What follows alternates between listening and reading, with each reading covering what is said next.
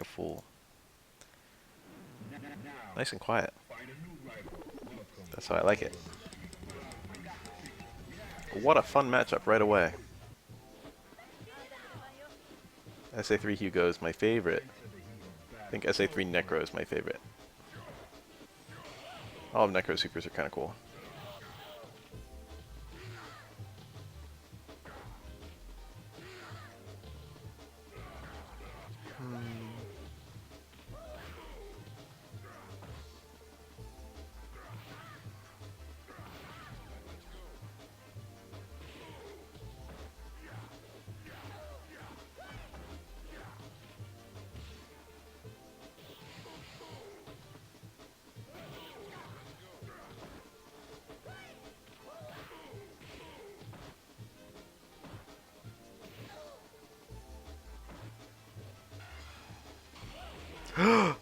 Yo!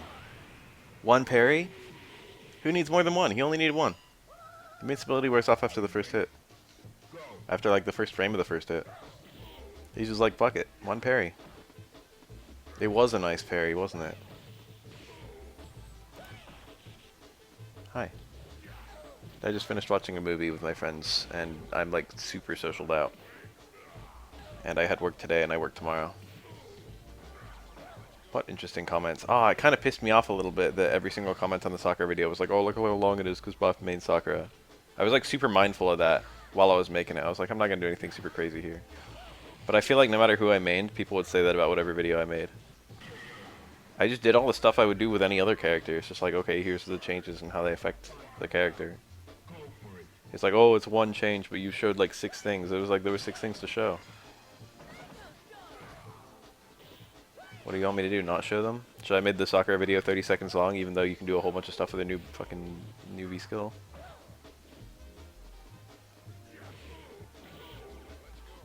Is Ken my new boyfriend because Ken's was super long?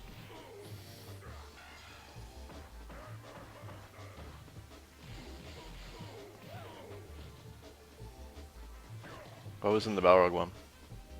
Hi.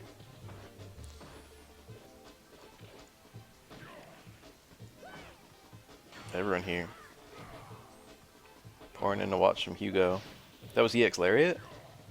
Hugo doesn't have that many EX moves. It was either EX Lariat or EX Clap. That's a combo. It was early enough that he couldn't parry. I think.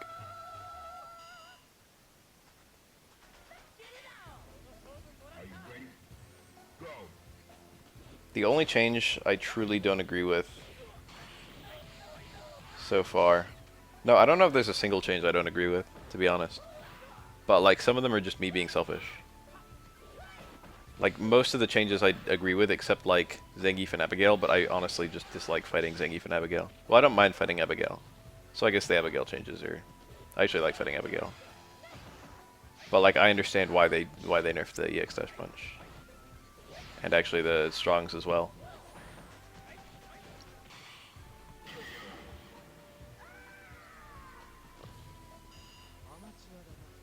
The V skill I didn't get as a buff. I was like, what even does this do?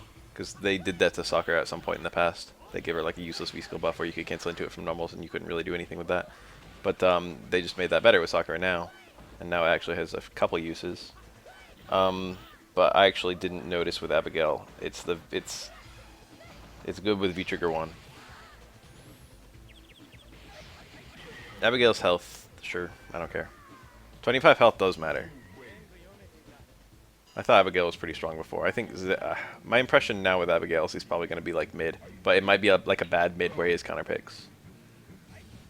I already thought Sakura was a counter pick to Abigail, and it looks like it probably got worse. It's like you don't want to be mid with good matchups and bad matchups. You want to be mid with even matchups if you can. And Abby looks like mid with good and bad matchups. I don't know the players. It's a complete mystery to me. It's Japanese arcade footage. Just casual King of the Hill stuff going on. Shoot down backbreaker to be airborne, I guess. What about Blanca? I already made the Blanca video. Most of the changes are pretty inconsequential. In fact, I think literally only one of the changes matters even a little bit. if you run B-Trigger 2, which most Blankas run. Electric into slide is good. You can also do electric super. This match happened 2029-4, according to the text on your screen right now in the video. But that's probably the 4 is probably the. No, yeah, this is September 4th. For a sec, I was like, it's gonna be backwards, but no.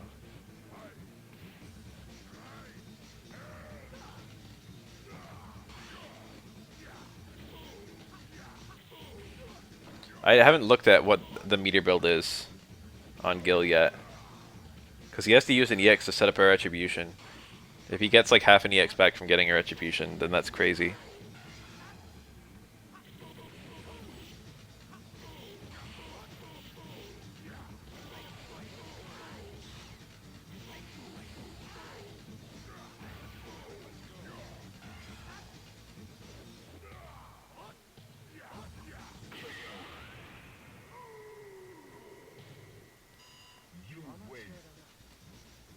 Oh, the guy linked on Twitter?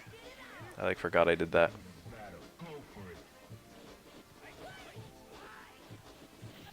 Damn it, I got a message on Discord and I want to check it. It's Bungus. He probably wants to play SF5. Where's my damn phone? I just started this video. Would I really just stop immediately to play Bungus in SF5? Probably not. Maybe. I will check the message and then I will formulate an opinion. Not even a quarter of a bar. Well, with the full combo, I wonder if it's a bit better. Bungus says, I'd be down to play in a few. That's bad because I started streaming. I'll tell him exactly that.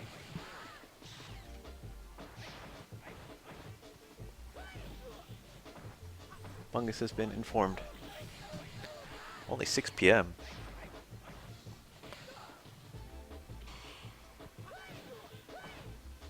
I haven't actually played the new patch yet. Isn't that funny? I made all these videos on it. I haven't actually played it. When I made the video for Sakura, it was my first time playing Sakura since the new patch. As far as I'm concerned, I don't have a main until Oro comes out. Necro can go either way. SA3 is probably somewhat better in most matchups, but in almost any matchup you can make either one work. What lever do I like? What does it mean?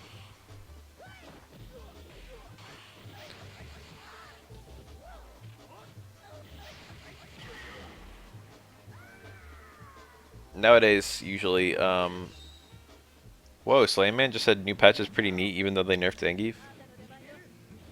Who's your new main Slayman? Fuck Oro at E3. You know what I want at E3? I want Dragon's Dogma 2. You think I give a shit about Oro? I won't even play Street Fighter anymore once Dragon's Dogma 2 comes out.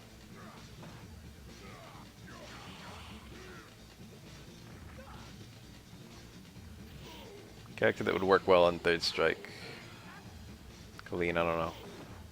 Colleen's here in the lore. And then she's got a lot of, like, kind of... Just axe the parry. Whoa, why would the G player care about Geef nerfs? G's looking kind of cool. I noticed that VT2 got buffed. It's like 3 uses of his explosion or something. I haven't actually tested it in the lab yet, but that's what it looked like. It was like 1,000 instead of 1,500 cost. Which sounds to me like 3 uses instead of 2. That's not that great though, because you still have to find 3 openings. But it's obviously better.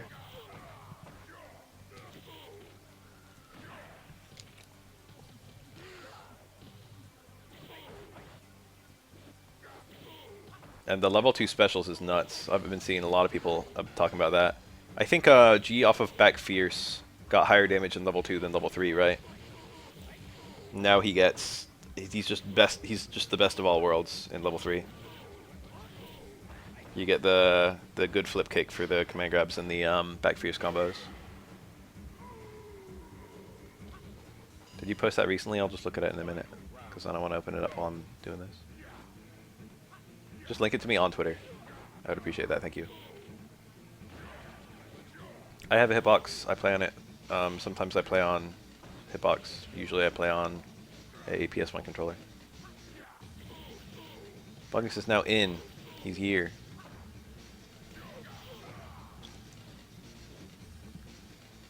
I actually don't know anything about Seth VT2. I never labbed Seth VT2. I labbed other parts, but I never labbed VT2. So like I didn't even read the chains on what's different. It like explodes on its own, right? Or something? I don't know.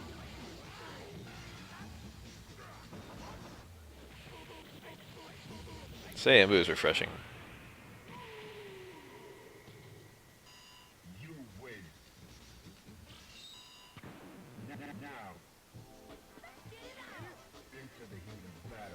Hi everyone. Look at all these katanas.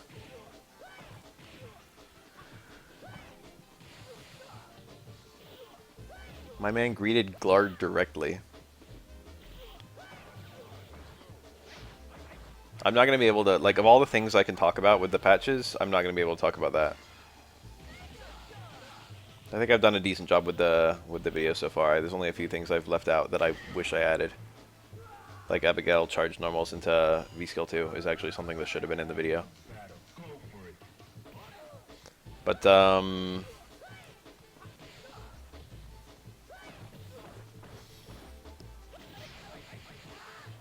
most of the stuff is pretty good. That'll be it brief. But like, I'm not gonna be able to do a good Seth video.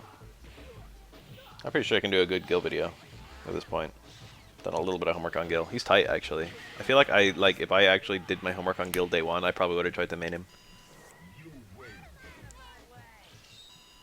I would have been like, oh shit, this is tight. I'm gonna be an Ice Gil. And then I would have done Twitter resets on every single opponent, and they would have always failed.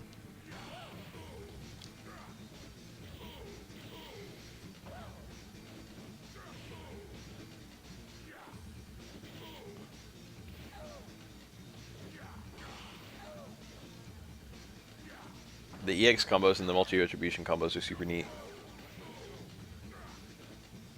Yeah, he actually, I think you have to main him. He doesn't really seem like a sub-character. And let's just ignore the Punk playing Gil. Punk doesn't count, he's in a league of his own. Aw, it's sad that didn't work. I bet with the right timing of release it could have worked. Huh? Back Fierce? Half circle forward Fierce? He probably wanted half circle forward Fierce and just something went terribly wrong. That's a reset, he can parry that. He just didn't. It's hard.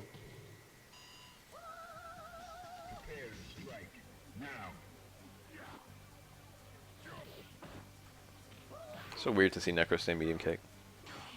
It's like the secret normal. Nice, good placement. He was just like, eh. That's a good normal in general against Ego, I think.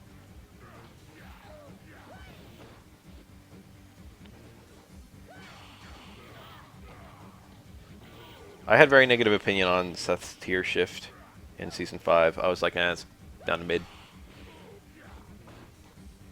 And then I saw a bunch of people call me crazy. But I don't think Seth's mix is very good without dive kick, and I don't think dive kick is very good as of Season 5. I think that was propping up a lot of the mix.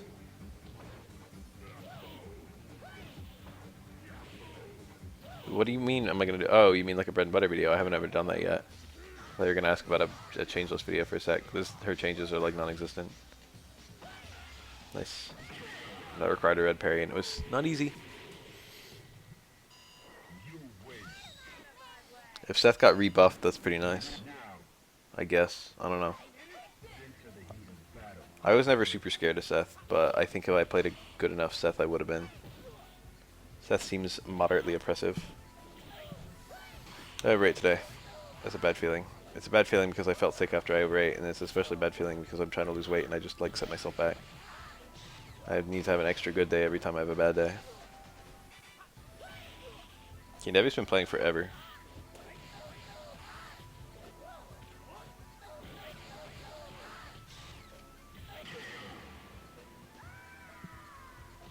If he has one combo, I can cover easy. I don't think that's a super important change, but it's nice.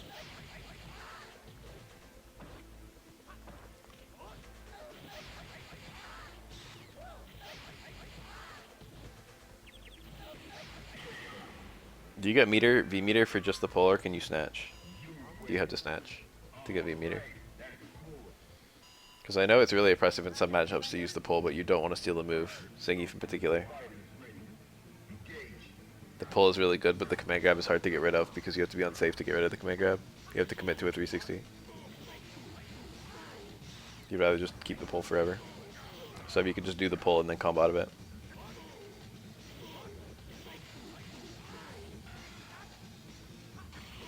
The Tandem engine is actually very similar to SF3, which is refreshing. Those were custom unblockables, by the way.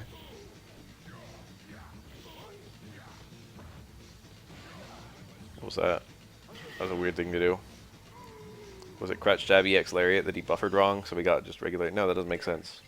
Low short EX Lariat. There'd be no jab in the combo. I don't even know if low short EX Lariat works. I imagine it does. It's gotta. Oh, the pull lost range.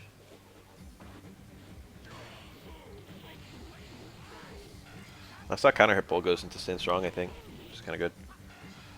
That looks good. Oh, it traded, of course. Say Embu does trade. Say Embu, the shadows can't get hit. Or rather, they get hit delayed. The way Yang gets hit delayed. Or the way they follow Yang delayed.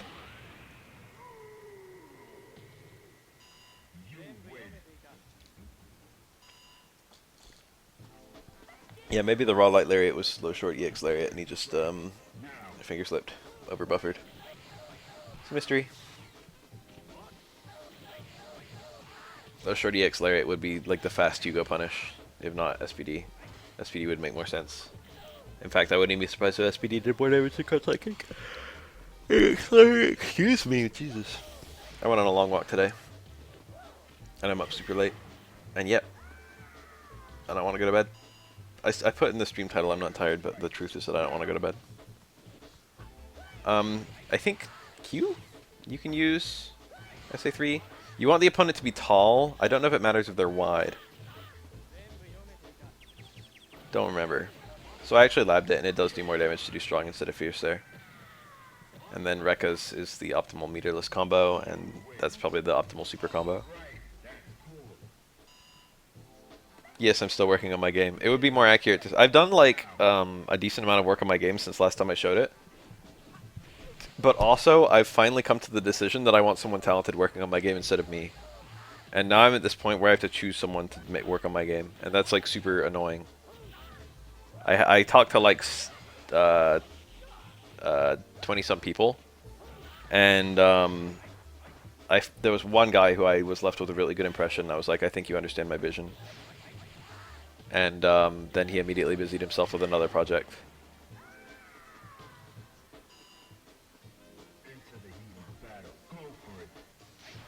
So now I'm just doing nothing again. I like don't really want to commit to working on it. The thing is, like, I don't want to like do a whole bunch of work that it like needs to get redone. You know what I mean? I'd like to just see someone like talented do the work so I can look at it. And I'm willing to pay for that.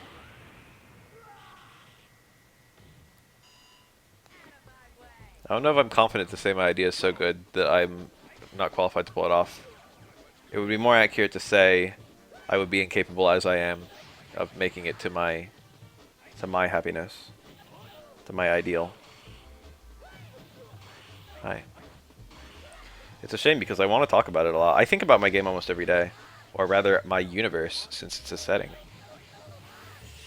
I think about directions I could go after this first game. I've got like a whole story planned out. I think it's fun. I think it's a fun story. I don't know what other people are going to think, but I don't really care if other people... I like want to know if people like it or not. I'm not going to change it based on whether they don't like it. You know what I mean? It's like important to me that it's the way it is.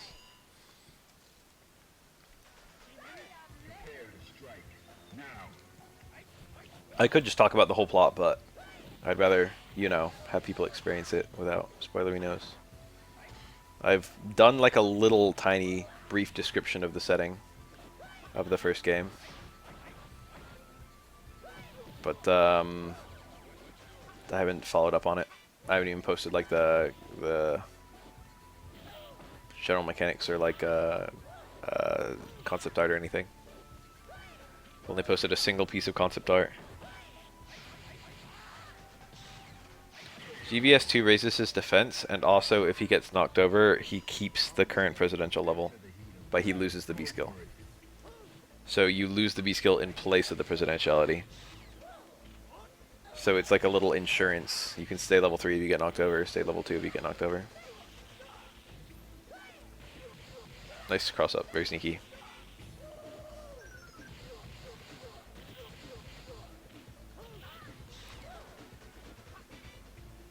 Yeah, it shields your buffs. It also lowers the damage you take. And you can stack it either up to 3 or 4 times. I think 3. Maybe 4. Getting much more than 1 is like, you're probably going to win if you get much more than 1. The thing is, the V-skill opportunities are not uncommon, but they're also opportunities to level up, or opportunities to do the speech for meter build. And you'd probably, once you have 1 V-skill up, you'd probably prefer to do those things. You'd probably prefer just to have meter if you've already got a V-skill 2 up. I think the V-skill 2s don't stack either. Well, they do stack in terms of damage reduction, but I think if you get knocked over, you go back to level 0 for VS2, I think. So even if you've got 3 VS2s up, if you just get knocked over, they all go away.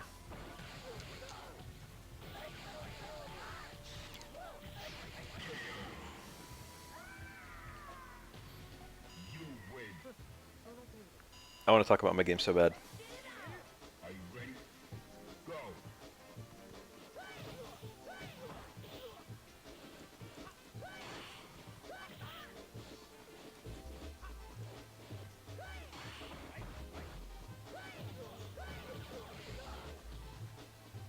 No. I can't.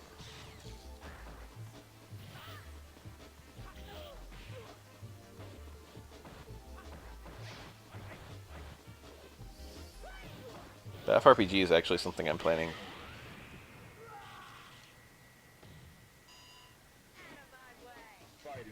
It would be...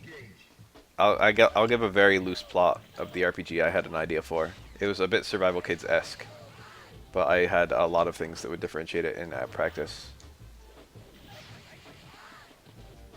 But it would be RPG about getting lost on an island. I wouldn't want the survival aspect. Well, I would, but I would spin it very differently. It wouldn't be like constant gathering of food and water. It would be that right at the beginning, and then it would quickly stop being that. Where it's like, okay, we have food for a while. Okay, we know where water is.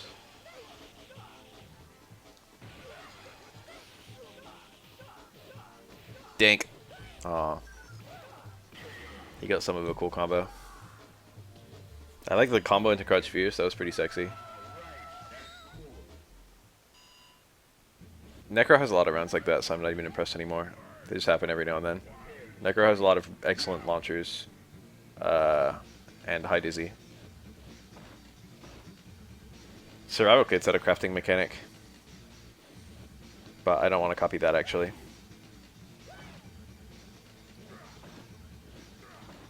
There would be a sim element, I think. A little bit. Like, choose the order of stuff to work on. Choose what to work on. And then multiple bases. And then, like, you know, you could develop each base and get different stuff.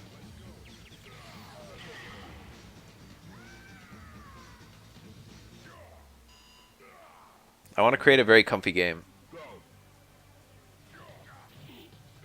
This RPG is the idea. The idea for the RPG is I want like a game where you're stranded on an extremely desolate, deserted island. And then slowly you make the island comfy. That's the plan. That's the gameplay mechanic. Like like you probably would be able to die for the whole game, you know? But like the very beginning of the game would have an extremely high chance of dying. And then slowly you kind of create a scenario where there's just no danger at all. Yeah, you go from Stalker to Animal Crossing. That's what I wanted in the game. But like a lonely Animal Crossing. Is Minecraft like that? I've never played Minecraft.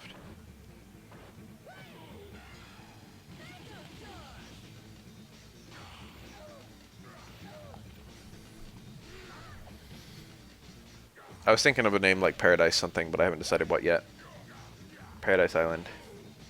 Making Paradise. Something like that.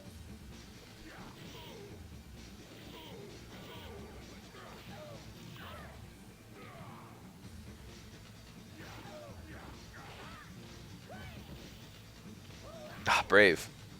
See how far I have to walk for that throw.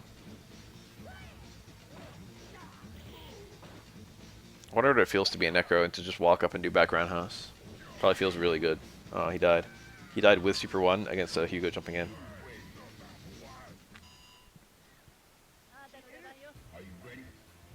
I like Hugo and Necro and Yang, but man, there's been a lot of Hugo, Necro, and Yang. I want an Oro player.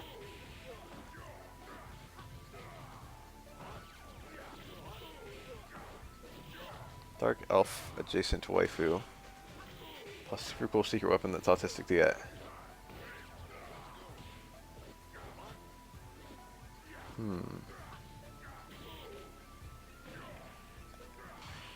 It probably does feel as good as Oro Walk Up Stand Strong. Probably feels almost as good, because nothing feels as good as Oro Walk Up Stand Strong.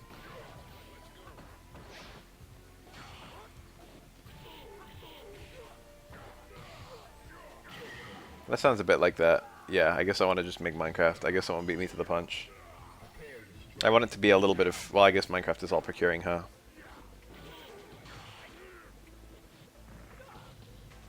There's going to be a couple characters, though. And I want one of the big draws of the game to be the dialogue between them. I want it to be cute and endearing. I want it to be two people making best of a horrible situation.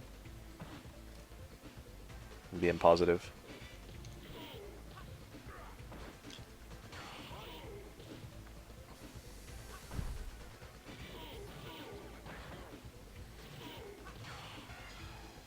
That was perfect. This might kill Yang.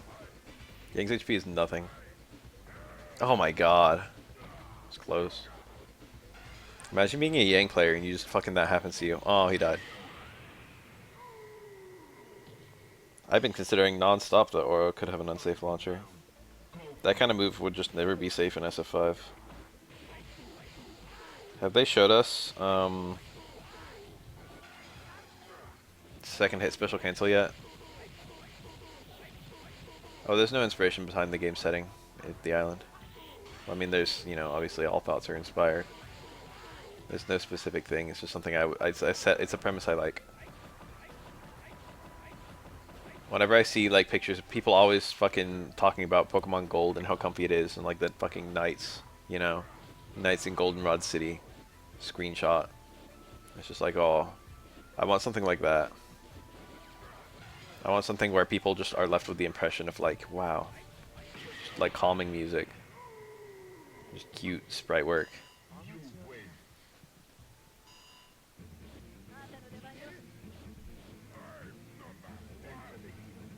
I wonder if Auro's Fireball will be safe. Auro's Fireball has quite a lot of startup in SF3, but decent recovery. So canceling like 2-hit launch into Fireball to make it safe sounds alright.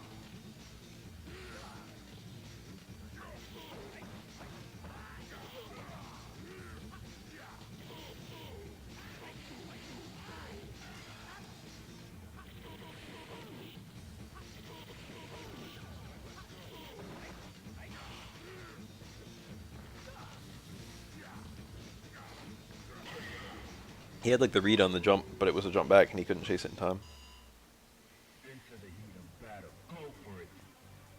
A lot of the game ideas I've had have been tropes that I wish got used more. Tropes I love. The one I'm working on now, the platformer, is going to have a lot of that. Maybe? I have sincerely never attempted it. You don't really need to do that, I feel. Maybe at the highest level of play. If Makoto can, then Oro can. Because the Oro goes lower.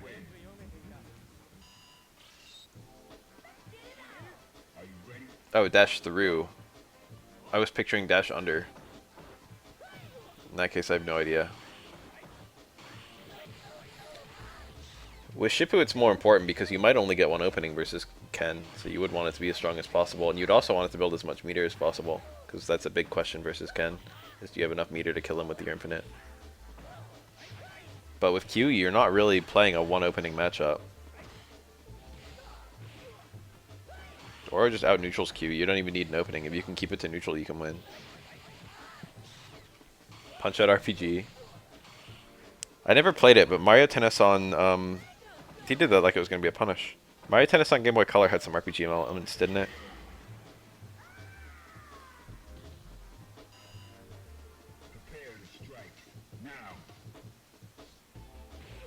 I usually pick SA2 versus Ken, but that's still, you would want the meter.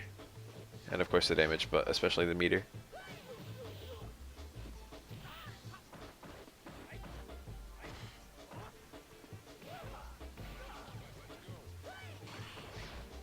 There might be both on GBC. I'm thinking of Mario Tennis though. I remember being surprised that you didn't play as Mario in Mario Tennis, but I only played like fucking 1 minute. So maybe you play as Mario eventually. I had the Tennis GB Game Boy game, the original one, just called Tennis. I had a lot of fun with it, honestly. I remember being able to beat the combo on the hardest difficulty.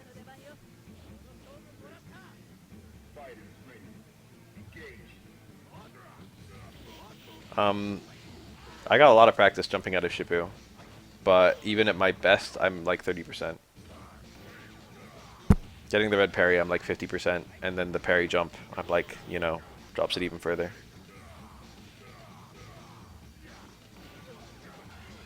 Nice. Bare footage of SA2. Did almost half of Ying's health in one hit. I don't know if SA2 was even good here, honestly.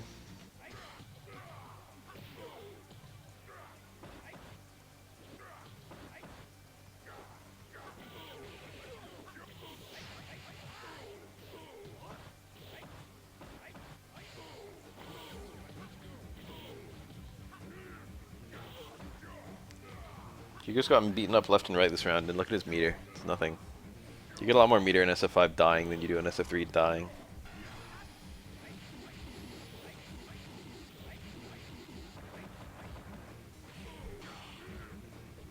God, I wish I just had like a shitload of money so I could just make like a fucking video game series. I've got like an audience, but I don't know if it would be enough. What I actually need to do is the thing that everyone does, which is find a bunch of popular YouTubers and politely pay them to play your game.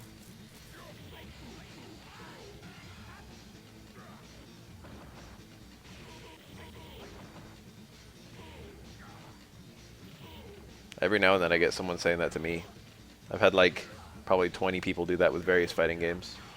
Where it's just like, hey Baff, we made blank game. We made Brawl Omega Punch Fist. Wow, that really got out, huh? That's why he's picking it. I thought I had no use here, but obviously it does.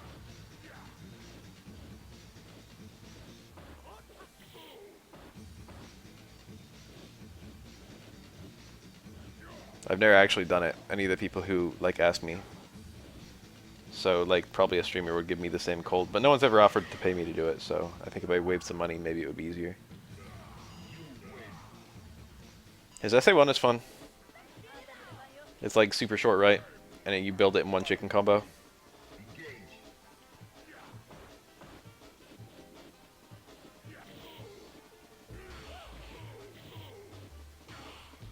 Damn, I haven't even played your game yet.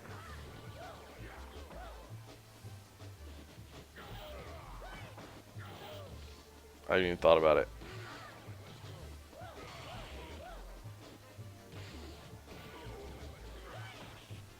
I've got too many other Steam games I'm busy not playing to think about other games. It's annoying, isn't it? There's too many games. Makes it difficult when I think about trying to eventually release my own. But I want to make it like regardless of how many people play it. I want to strongly affect like a couple people. It would be nice if everyone played it and it got super famous and I fucking made $1 million. But the most important thing to me is like a couple people play it and are like struck by it. And are like, Baff, you and me are two of soul.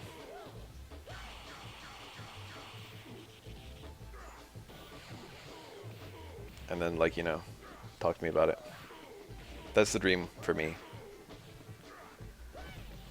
God, Necro when he corners Hugo is so oppressive. Any super would lead to a kill here too. Maybe not anymore.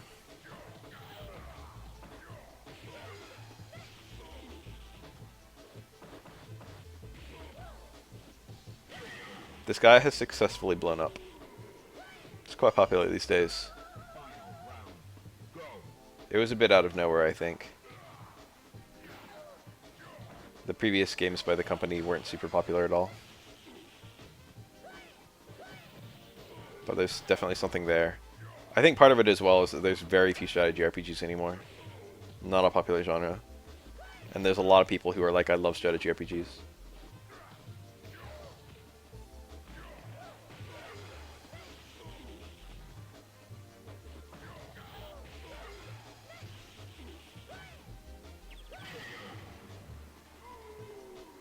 Same type of dive kick limitations. You mean like height restrictions and stuff?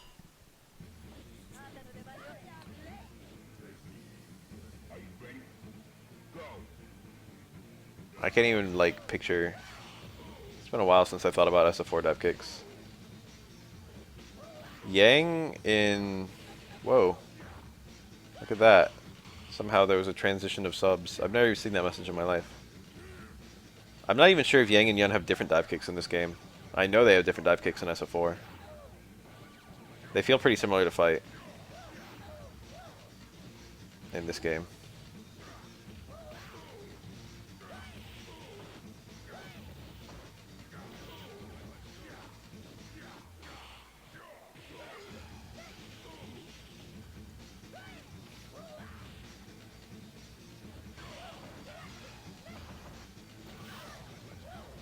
I'm a firm believer in a short cycle for fighting games,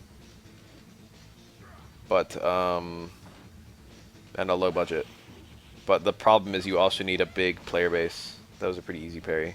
It was not a super great super, because it wasn't. He didn't have to parry like immediately post freeze. He had to time his parry with his wake up. Necro did it too early, and also too far away, so the parry was not hard to time. And then you just tap down 3 times, I think. You can probably parry it high, but I would tap down.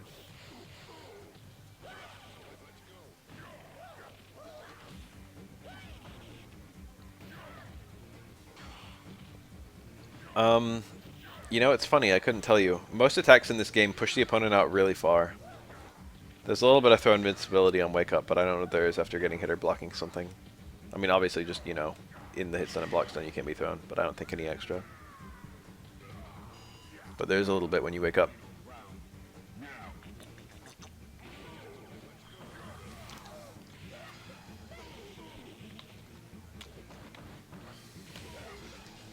So you have to kind of do a delayed throw to throw people on wake up. Whereas in Street Fighter 4 and Street Fighter 5 you can throw people on like the frame of their wake up. The S twin dive kicks are identical to each other. Wow, look at that. Well, I didn't do it 4 years ago, so I'm just guessing.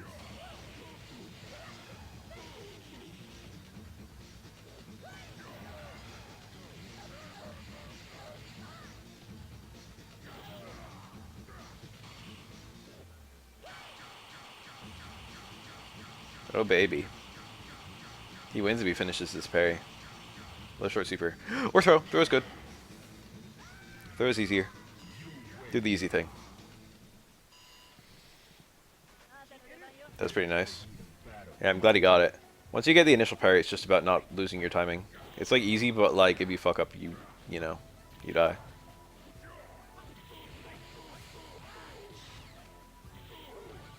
In another universe, I would have been a full-time CPS2 player. I think I probably would have liked the mechanics just as much, if not more. The big difference is you couldn't play it online back then. Like, I don't know how people played CBS2. Did they just go to real events? Is every single person who played CBS2 back then, were they just all playing at real events? You weren't able to play CBS2 online until somewhat recently.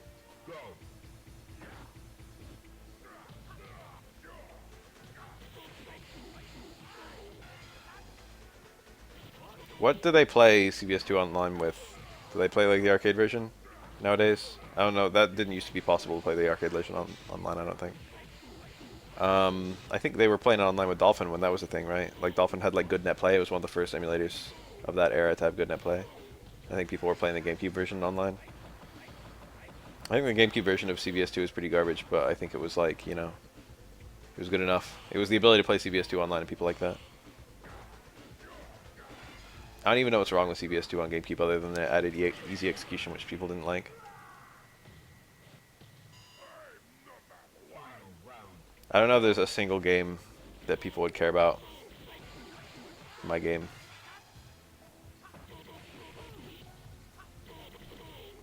Roll cancels. That's like you roll and then you do something else, and the Kara of the roll gives you like a couple frames of invincibility or something like that.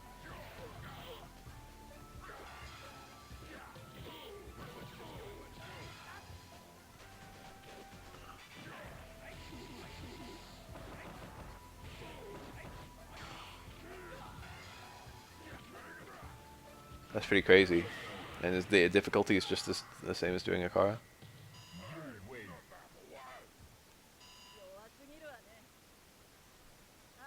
Sounds cheap.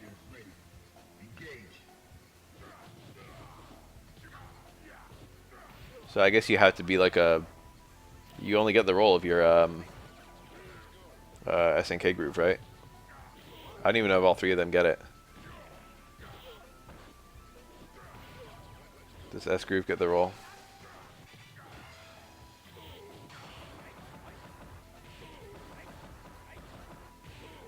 Does S groove like get like a dodge? I don't know a thing about S groove. I know about the other 5.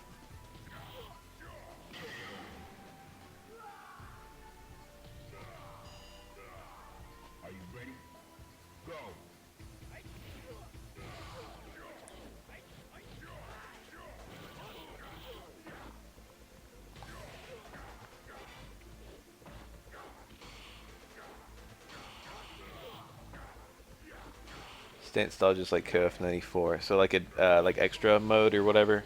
Sorry, I only understand things in terms of KF98. Like that. That sounds worse. At a glance series. P groove, of course. P groove is the coolest groove. Unfortunately, it doesn't seem very good. It seems like the 4th best groove, or maybe the 5th. My impression is that A groove is probably the best, followed by maybe C groove and then K groove. I would tentatively call that my order. And then probably N groove, and then probably P groove and then S groove, I guess. This is me guessing. That's my impression based on the footage I've seen.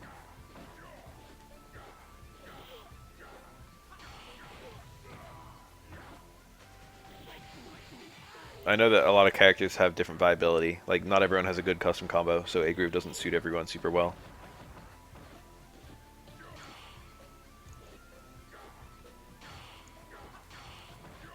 Ugh, sad.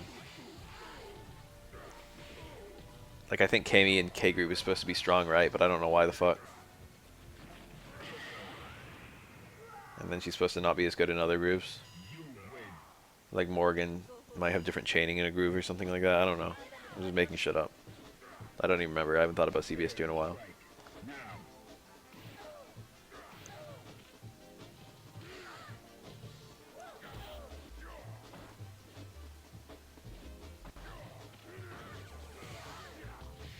The reason Shoot Down Backbreaker and also Megaton lose to aerials is because they're unparryable.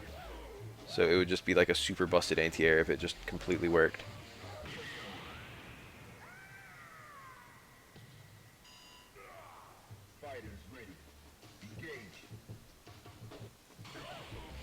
You wouldn't even need to think, it would just always be the right answer if they beat air normals. Can you go SPD tech a throw? I think so, but it's like 1 frame timing. And it's you teching the throw, it's not them teching your SPD. So it won't work if they're... Whoa! He shook out. Good shit.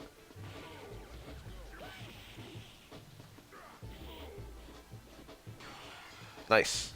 Yup, timed it perfect.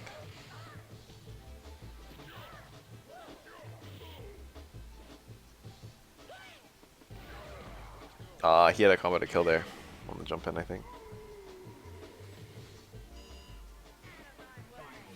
Who was, I don't think it was Kyosuke, but I don't remember who it was. Who was on, Boss's, theoretical, like, top 3? He had, like, a theoretical perfect team that is, like, super, super good, but also anti-meta against all the other top teams. But I don't remember who was on it.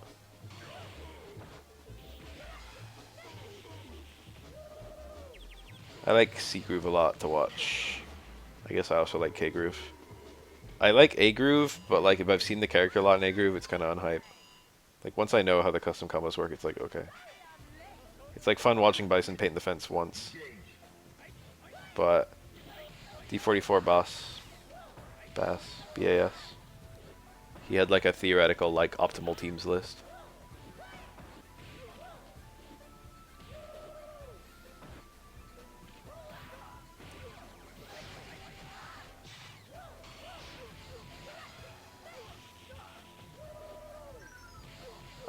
Chun-Li is unpopular because she's super basic to play.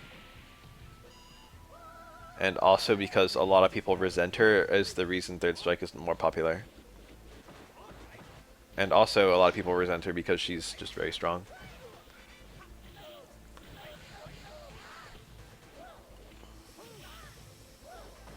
Ruining the game. Chun-Li was popular in tournaments because, you know, winning, money on the line, all that. But now that people just play Third Strike for fun, it's like, why would we play a not fun character? She's also not very good until you can do her car throw and super confirm consistently. And the way to get good with her is a bit more abstract than most characters. Having good neutral is hard to wrap your head around.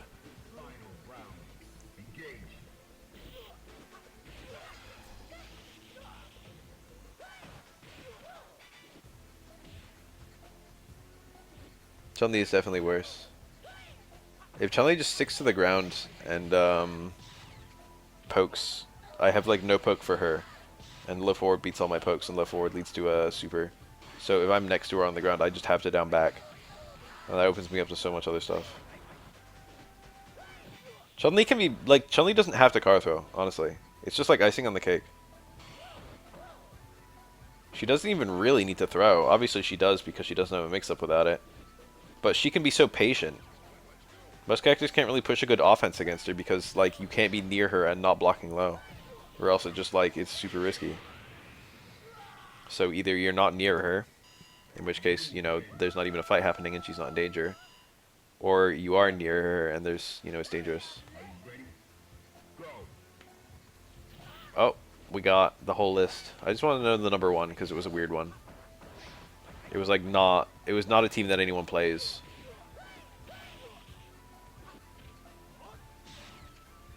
Also glad my guides helped. I should make more of them, I guess. I should just do a thing. Patreon lets you do that. I could just like have like a fund that's like, once I reach this fund, I'll make the next video. Sakura, Bison, Blanca. That's not what I remember. That's interesting though. Maybe I was thinking of like 2 or 3. I don't know. That is an interesting team though. Bison and Blanca are definitely top tier in A-Groove. They seem like top 3 characters. Sagat, I don't really ever see in A-Groove. Or maybe just like a little bit. He's more of like a C-Groove or a K-Groove character, it seems. I also see Vega a lot in A-Groove.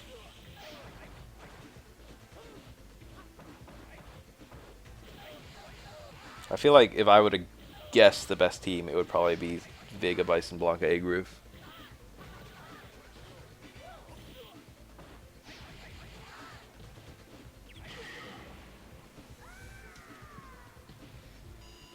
But obviously I don't even play the game. So my opinion is, you know, just based on a little bit of footage I've seen.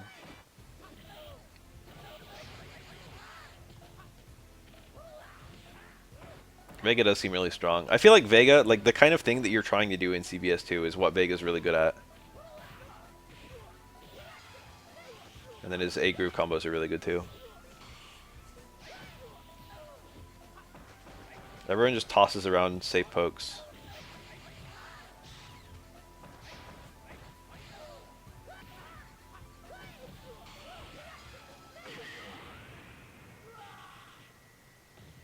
I played Multi-Blood a bit. Not a lot. I used to watch it here every now and then. These days it's usually Third Strike.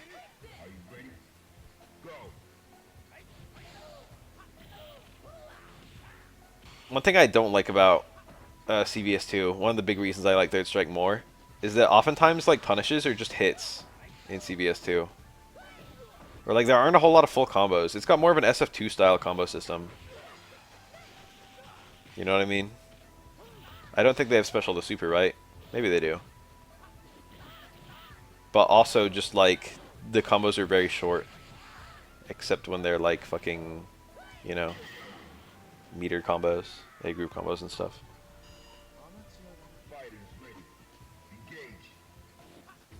It's like a whole bunch of like two characters just slinging around like one hit buttons.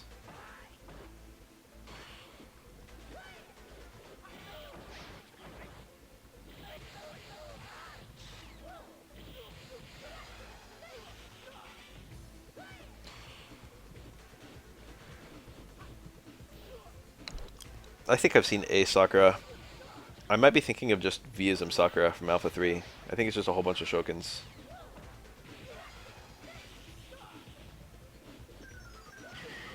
Is that max meter build?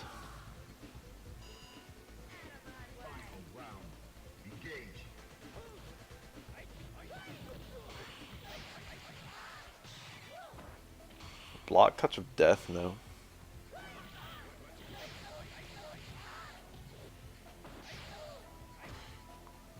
I wouldn't mind a little time off right now.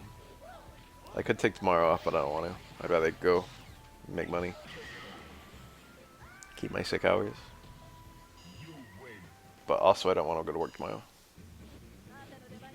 Just not in the mood to go to work.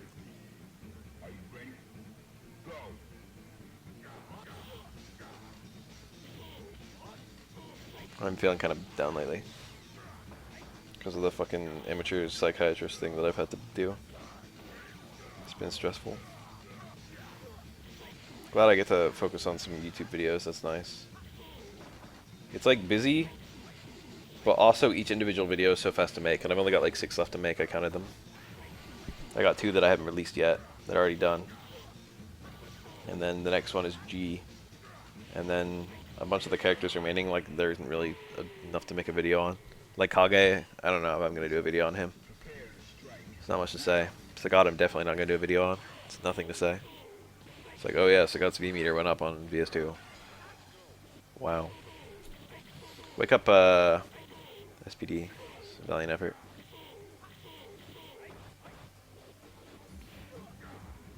I feel like if there was an SVT2, it would have been great. SVC2.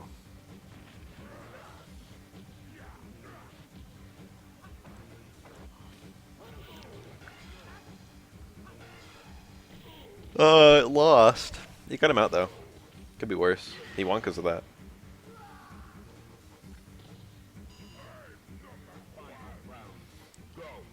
C. Yun. So there's only level 1 and level 3 supers in CBS2, I think, right? And the way they did level 2 supers is that our level 2 super is just level 1 super, but you can like cancel into special moves, I think. Maybe it does a bit more damage, but also you can cancel into special moves. And that's like the big draw of C Groove.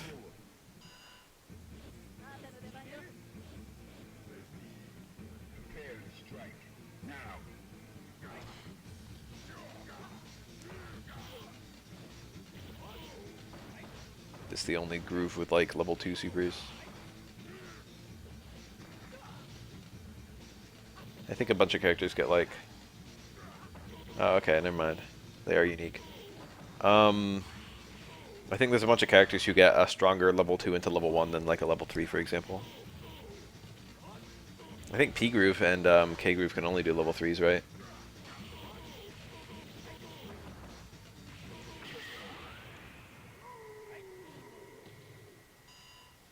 I think N Groove gets a level 1, and then if you've got super armor up, it gets a level 3. Is that right?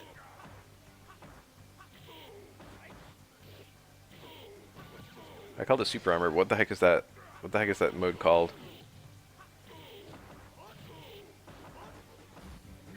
Yang is cheap in this matchup. I like simultaneously think Yang is cheap and that he's fair. He's so safe. Is it really called max mode? Now I feel dumb because I should have known that.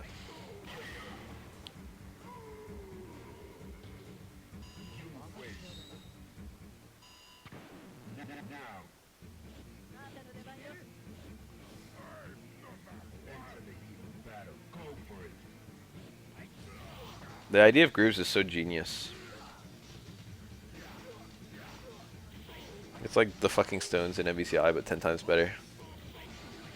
Because instead of one fucking mechanic, one comeback mechanic and one button being changed.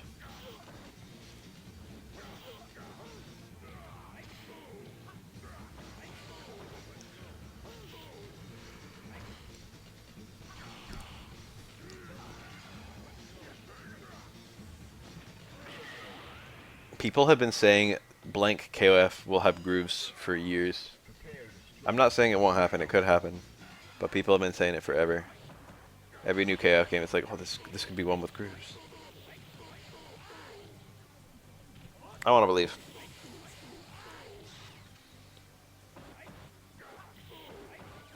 It wouldn't be the first time they've done 2 meters.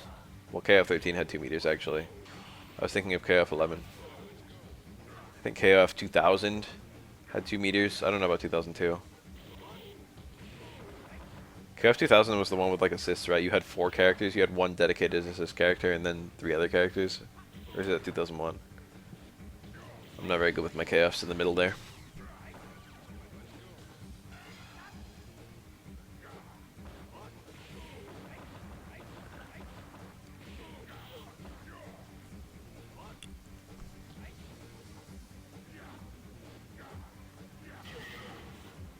It's common.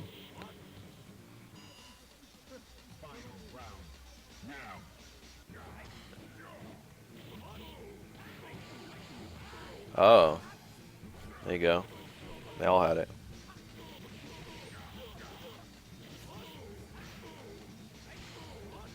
Oh, if that hit, that would have been almost dizzy. That far fierce.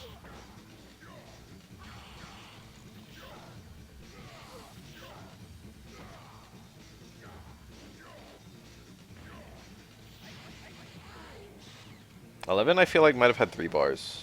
Am I crazy? You had like tag gems or some bullshit like that. I think there was a dizzy bar in that game. No, that's really a separate meter. It's not a resource.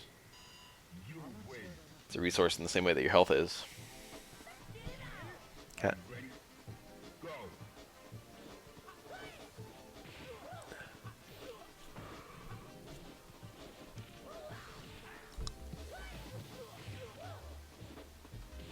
Starting to yawn a lot.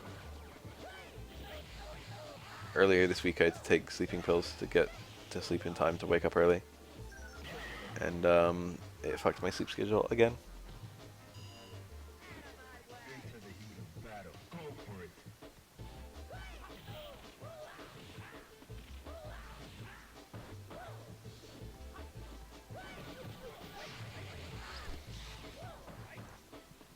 I played through KOF 98 casually recently.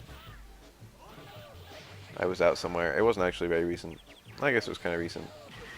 And I had my retro arc, and I had the ROM, and I was like, yeah, I'm gonna put it in and just play through arcade mode in KOF 98. It's the first time I'd ever done it. Took me a few tries to beat Rugal. Every other fight I won first attempt, usually without even losing a character. Rugal was pretty tough though. I think I took like 3 or 4 attempts. He's not as bad as I've played other KOF games to completion, and usually the last boss is someone bullshit. I don't think I've ever beaten the arcade mode of KOF 13. Now I think about it. It's kind of a weird thought, because that's the KOF game I played the most. I did once beat KOF 11. That one had like a zoner last boss, and he was horrible. Magaki, I think. Something like that. Oh, it ended. Do I really want to start another one? Not really. Now, find a new I know that Dark Ash is somewhere in the game, and Psyche, but like a demon mode. It's like not like the Psyche you fight in, not the playable one.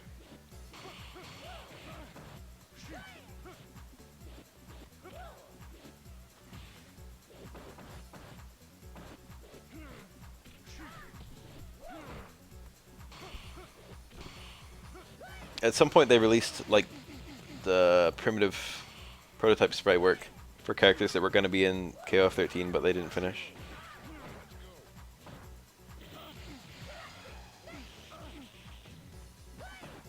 I forget who it was. I feel like Geese might have been one of them. Maybe. He could have chased that with Machine Gun Blow, I think. The most balanced? I wouldn't say that.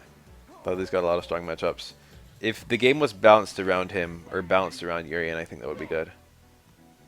But most balanced just sounds like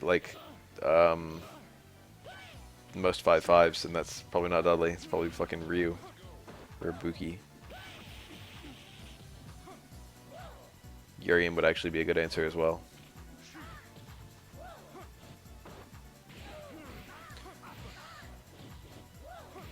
Urian's weaknesses is meter, and that weakness is exactly the same in every matchup.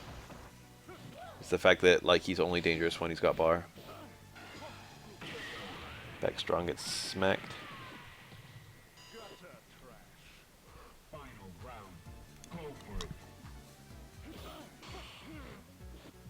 Yeah, that's literally it.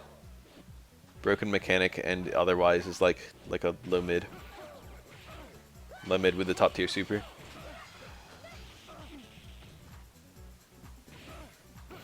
But also it's because every character fights the mirror pretty similarly.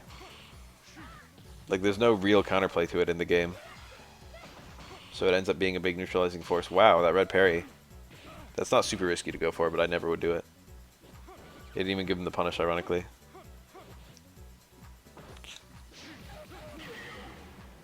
Tyrant Slaughter Urian, I feel like, is mid at best. I'm not certain.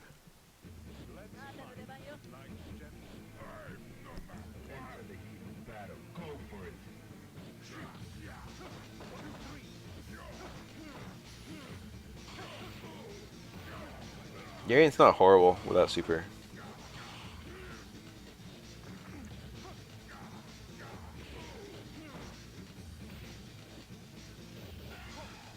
I don't think he's a dumpster. You get a couple things you don't normally have. Like completions of combos. The problem is it doesn't juggle well. SA2 juggles better, I guess, but it also doesn't juggle well. SA3 doesn't juggle that well. It kind of does, it depends on the scenario. But you don't really need it to juggle well because it's not about the juggle. It's about the reset.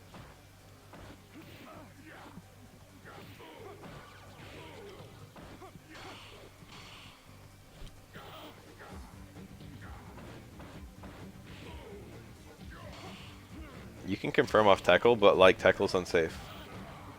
So, you know, you can save your meter if it's blocked, but you prefer not to even do it if it's going to be blocked.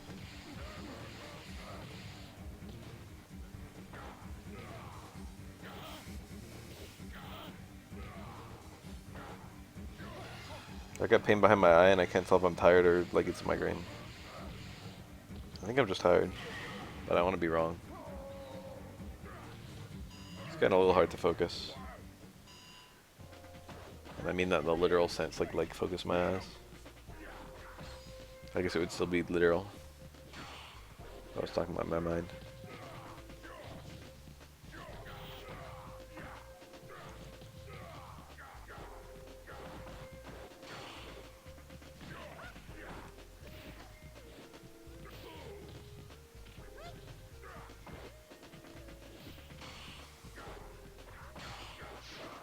Nice. You love to see it. She did air throw? Trying to trade a break a throw with shoot down backbreaker? Does that work? Trying to catch a jump out maybe? I don't think Hugo would jump there. I'm just sleepy. I'm a little congested too, so that's probably why my right nostril's blocked. But that's just because I have a deviated septum. One nostril boys represent. Every now and then they're both open, and I'm just like, okay, let me get all this fresh air while I can. What's Ligma?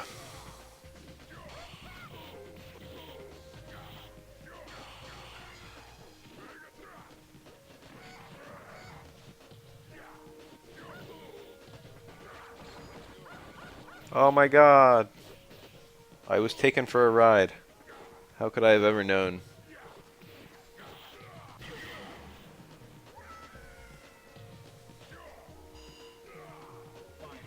I think you get the majority of it through one canal, but I like actually just have a blocked nostril right now.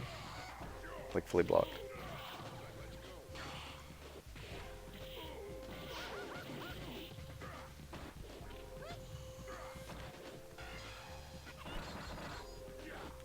Ugh.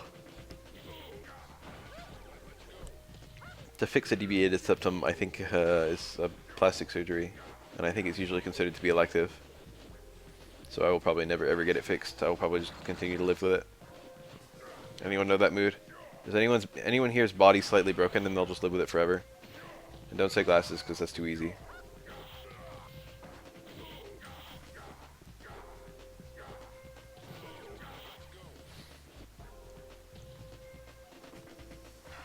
That's gonna hit.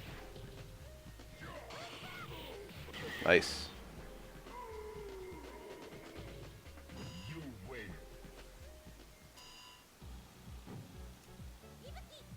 Don't know how to snore. I don't know how to snore either, but I might. I have no idea if I snore or not. No one has ever told me that I snore, but you wouldn't know by yourself. I did have a roommate. I had 4 roommates in college, and none of them ever told me I snored. But like people with deviated septums often snore. Okay, now I've had one person tell me that I snore, and it's someone who probably hasn't seen me sleep.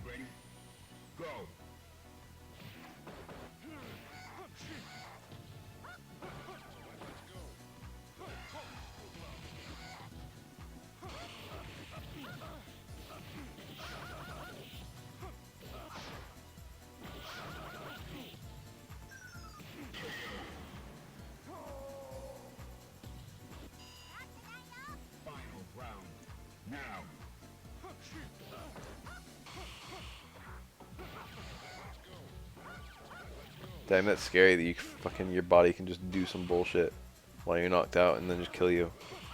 It's like people who throw up and then choke on their vomit while they're asleep. I don't need that to be possible, thanks.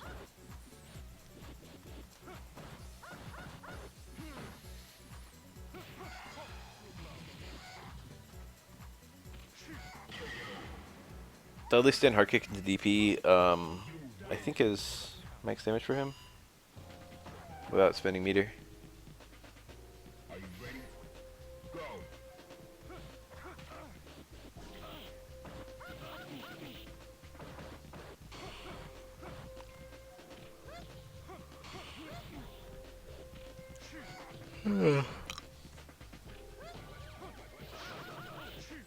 Yeah, 15, I am paying close attention. Not yet, actually, but like once it comes out, I'm paying close attention. I might buy it.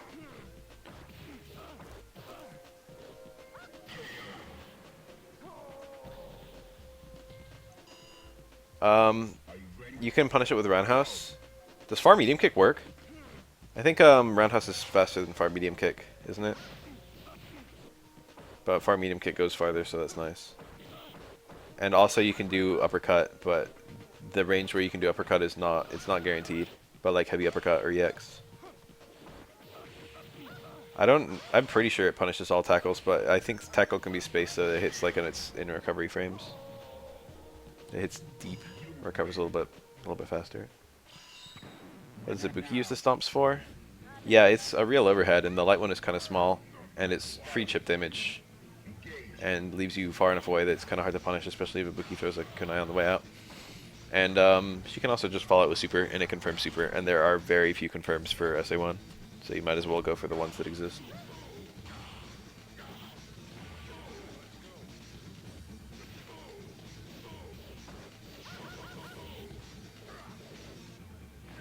It's not a super useful special move.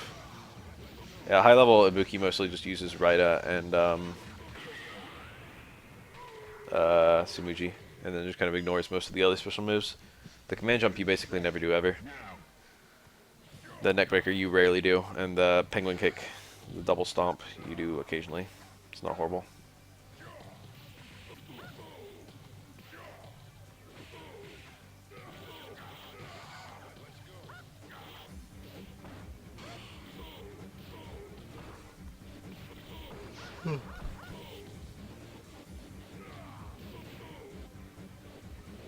I always use light super for Urian. Red is okay. I think it's Ibuki's max damage without meter. Yeah, yeah, exactly. Stapler.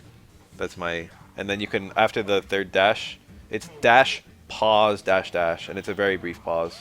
But if you dash twice immediately, you dash under him. You can also do the pause first and then 3 instant dashes. That still works. And then after the third dash, you can either backdash and then forward jump with a normal forward jump, or you can neutral jump and then forward jump.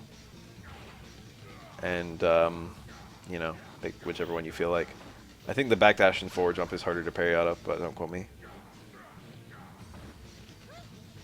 I used to always do Fierce Yagyu-dama, and I think it gets 2 hits on Urian.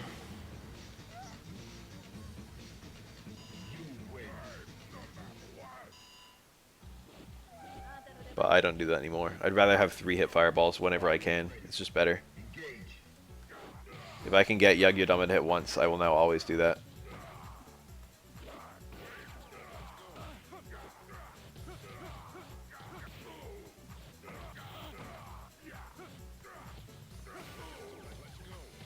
EX unblockable. Do you mean like just like 2-hit stand strong EX fireball? Because there's a lot of ways you can actually get up EX fireball to be an unblockable. Maybe the guy just had good blocking.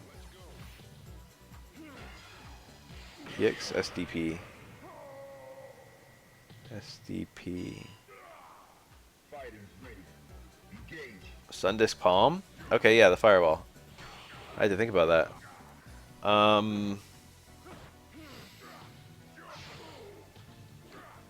I think it works on her. No, it like definitely works on her. She probably had good blocking. You can just block the other way for the hits of the fireball. It's only 2 hits, so it's like more practical than blocking your way out of super. It's still difficult though.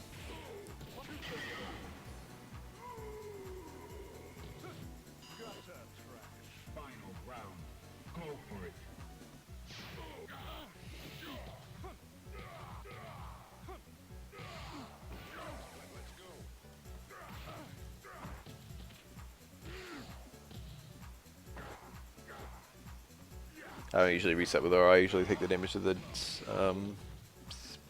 meter build. I don't like down medium kick after the dash. I like do because it beats the OS parry block, but also if they down parry, it works either way, which I don't really like. It's a mixed bag. Like you can make it work.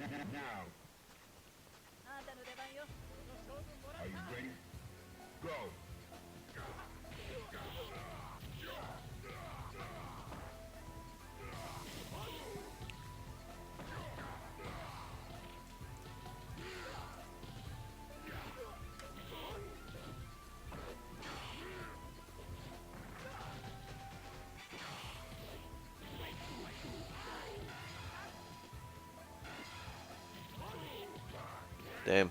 You got air reset though. Super, and then if it hits, it hits, and if it doesn't hit, you get air reset, and then you know, you can fight your way out maybe. Very interesting.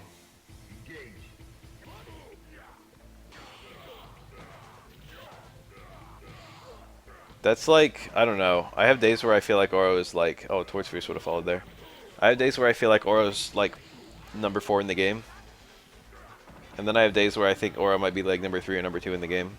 And then I have other days where it's like Oro's probably mid-tier. He is unfair, but how strong he is a different question. He's got tools that break the game.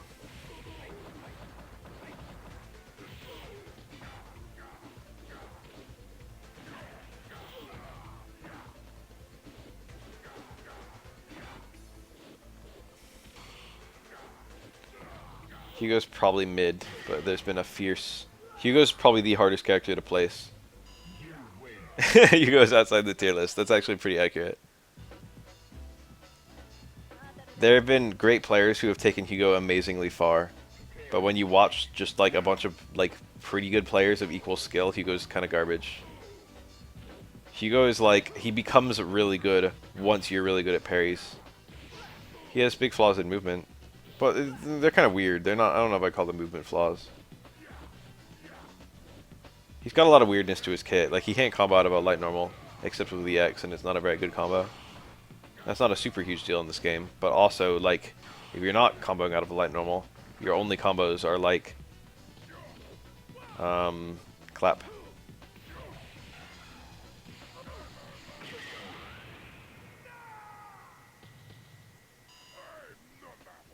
Into the heat of battle. Go for it.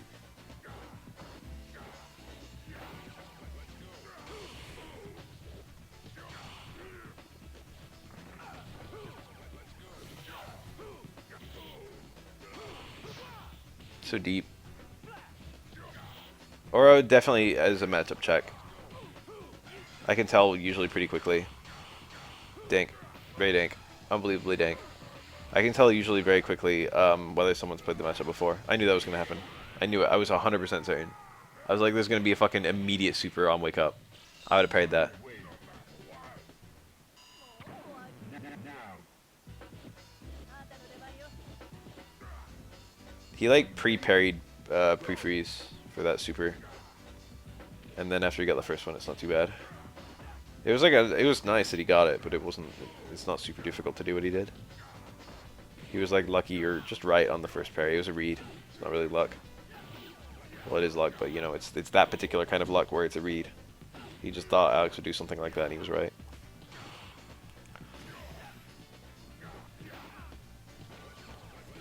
Usually it's kind of dumb to parry on someone else's wake up, but it can be rewarding.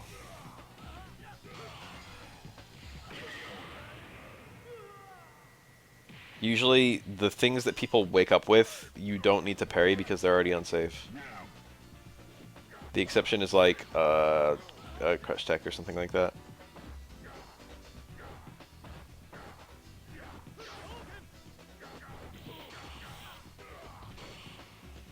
I feel like Ken Aura, the highest level, might be 5-5, but it's hard to say. Aura's neutral is not bad against Ken.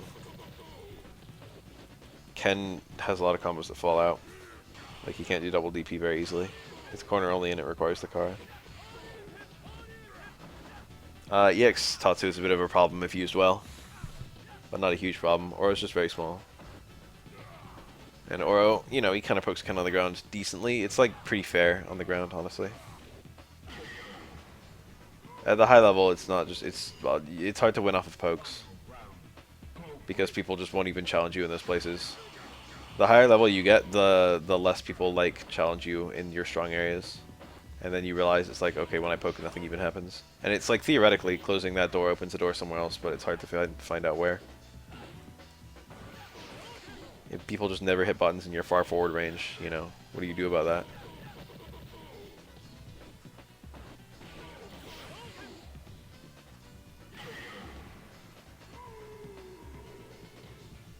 You win.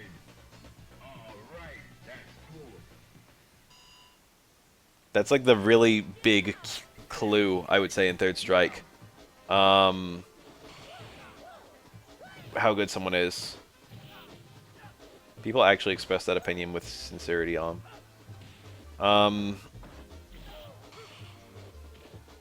Is whether you can win with pure pokes is like impossible against a good player.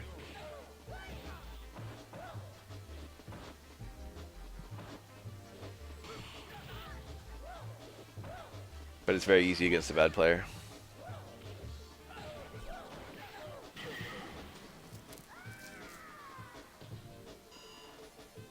Into the heat of battle. Go for it. That's really the key. Is that it's a real idea to never let Oro get a close strong. That's like that's the counterplay against Oro. It sounds like really bullshit. It's like, oh, we'll just never let him land his close normal against you. It's like, well, how do I stop him from getting close, and then how do I stop him from, like, you know, if he does get close, how do I defend my way to safety? And the fact is, there actually are answers to those two questions. It's actually practical to do that.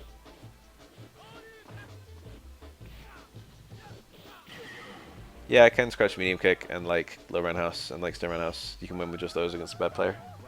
Maybe far strong. It's almost 3 a.m. here. I'm pretty sleepy, I would say.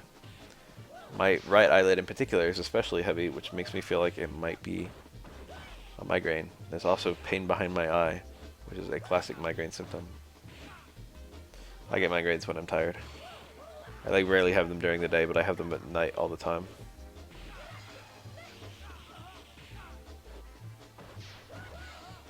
Migraine meds contain caffeine, so I'm probably just gonna not take anything and just close my eyes and I'll probably sleep through it.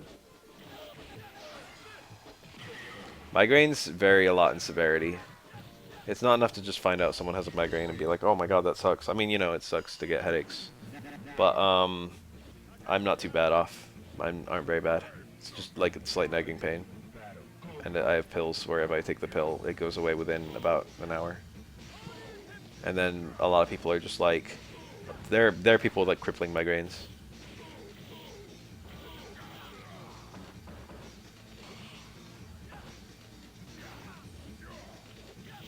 It's like a nice little like reminder. Whoa, that was a good cross through and a good block. That everyone's got their own little cross they're carrying around. The way migraines work.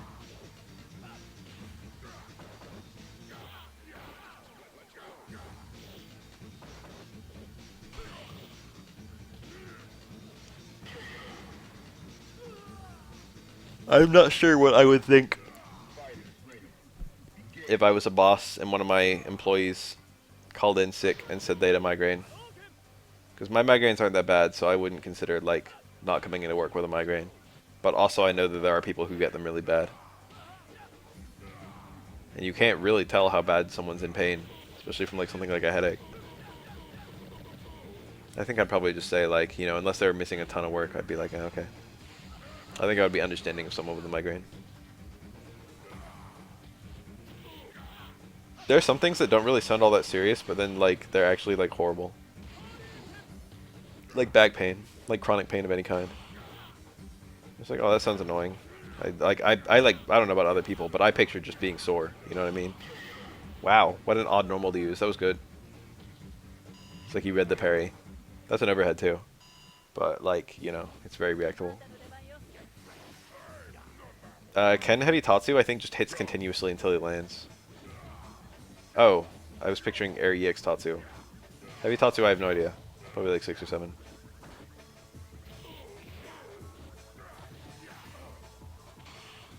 A toothache is something that doesn't sound like an emergency until you have one. And then it's like, what the fuck do I do? A toothache just sounds like an annoying thing, but like, you know, no severity whatsoever. And then you have a toothache and it's like, never mind. That's sad. You see how it missed?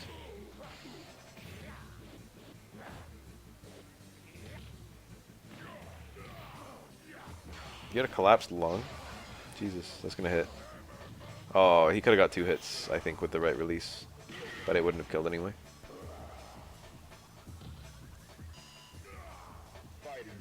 Worst pain I've ever been in was a kidney stone. I felt like someone's sticking a knife into my lower back on, like, the left side, I think. That was the right side.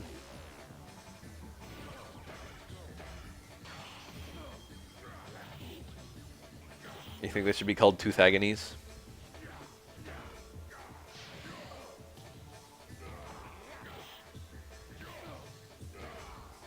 Kidney stone's no joke, by the way.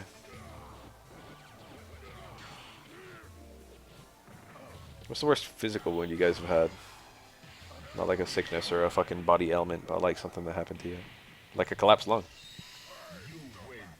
I went over a bicycle one time. Bicycle handlebars. Landed on my chin. That's probably the second one, worst one. Because once I fell off a diving board and landed on my head on concrete. Still alive. I didn't die. I don't think I had brain damage. But can you ever really be sure? What if my whole personality changed that day and I just didn't know and I just thought my personality changed because I got older? You can get bad head injuries and then have your personality change. Isn't that wild?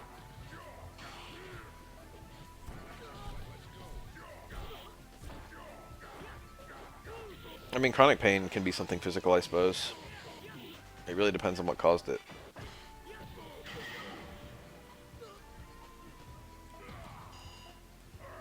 Fighters ready. Engage.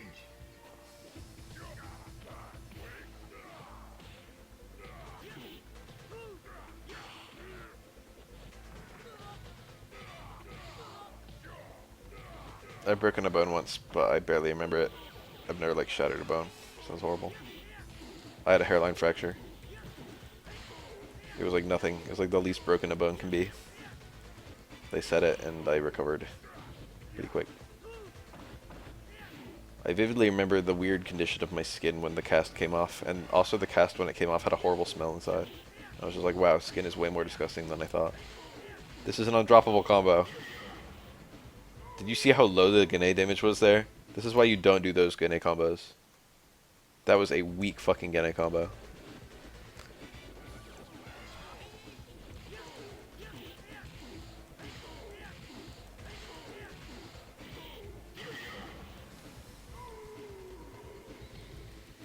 There's tons of people who know broken a bone. Engage. If you play sports and shit, it's like way more likely you're gonna break one. But still, it's like, I feel like it's like 30-40% of people who've never broken a bone from the way I always hear about it. I have no idea what the real number is, but that's just my guess from asking people.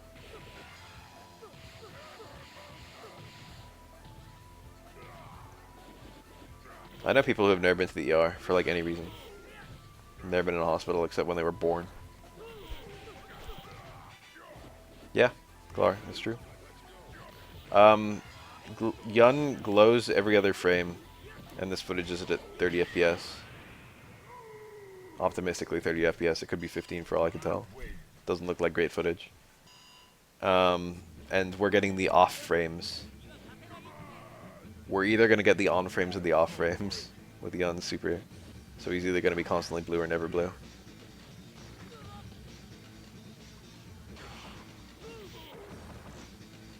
Yeah, explain that to the collarbone. Collarbone breaks if you fucking breathe on it.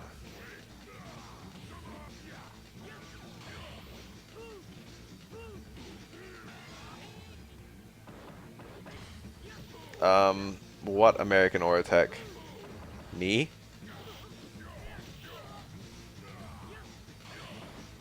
What auras are there? There's like 2 auras in America. And I'm one of them. Yes, if you're, you know, the best auras are better than me.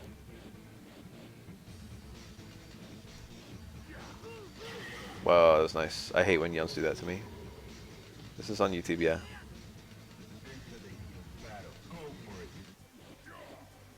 I feel like, I don't know if I've ever played Crazier Stairs.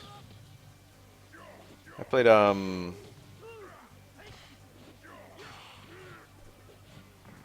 Coffin in the Aura matchup that recently, and he smashed me.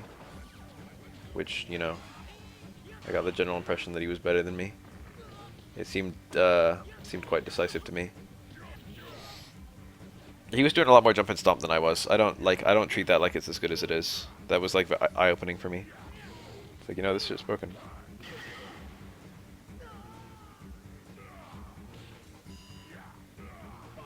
And there was also, what's his, Ty-Law, I think? I won last time I played him, but I think I played him before and lost. We went back and forth. He's quite good.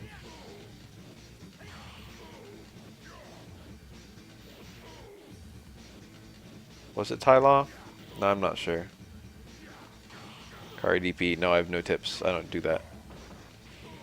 I'm poor in the Aura matchup too. Don't feel bad.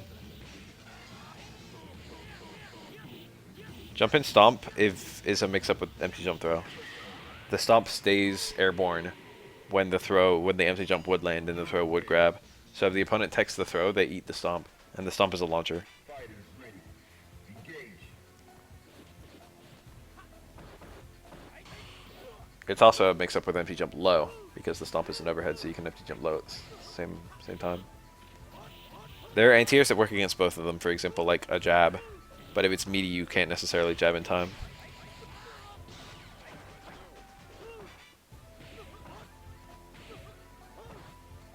Or a chicken stomp to cross up on the second hit only.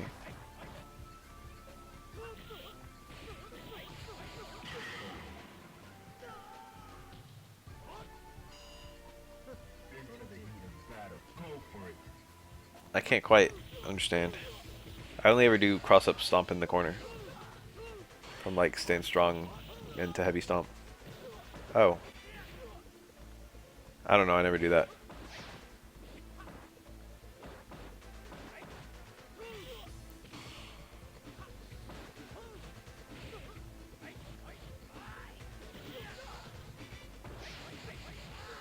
I don't know how to pronounce that name. Inoue? That sounds really wrong. I think it means above the well or something like that. A lot of Japanese last names are like locations. But that just sounds super awkward to say because it's like all vowels.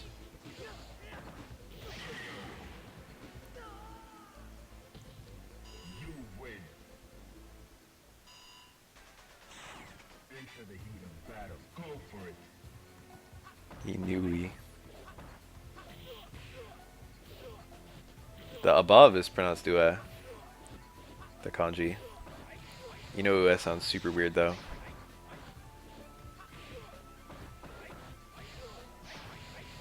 It's not really clear what the twins are doing during their command grab that's locking you down, I feel.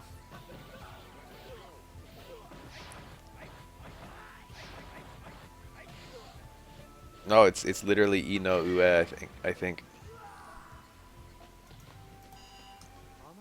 Fighters ready. Engage.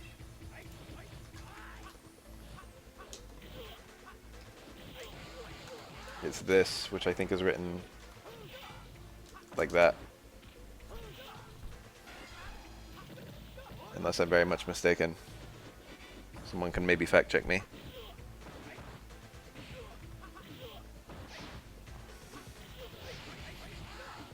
I'm usually pretty good with Japanese names, but that one is just a mess. Final round. Now. He's a really good aura though. The aura player with that last name.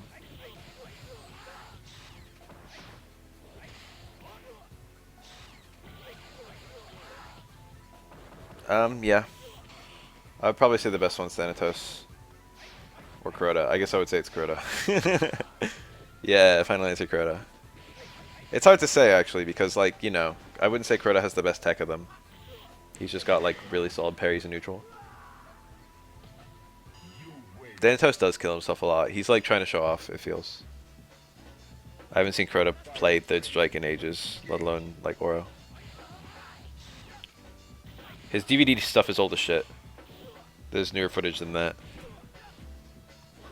It wasn't that good. I mean, it was good, but it like wasn't the best Oro.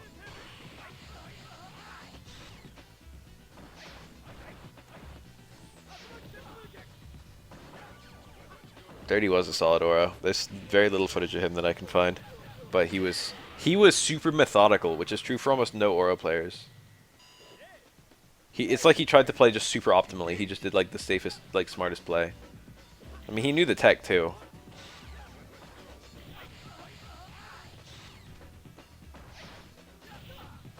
He did the fancy stuff. Like I remember watching him. He did 5-hit chicken on Q, and then he instead of doing the 6-hit as jumps as the medium stomp, he did super jump cancel into air stomp, which gets 3 hits on Q.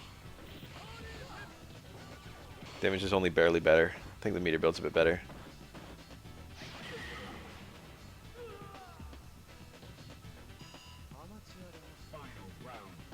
No, I never ever do. I usually don't even like attempt chicken versus Hugo. The only time I really go for chicken versus Hugo is whenever I see Hugo do like a random shoot down back quicker and he lands next to me, because I'll be next to him and I'll have close strong and I'll have charge, so I'll just do close strong, heavy fireball, and then I'll just go from there. But I rarely actually do that in practice. Hugo's rarely next to me when I have a punish. And then sometimes I do jump fierce 2 hits into stand strong fierce fireball, and I get that. Those are like the 2 times I ever get chicken combo versus Hugo, and I do the Hugo loop. Prepare to strike. Now. It's just last frame cancel, right?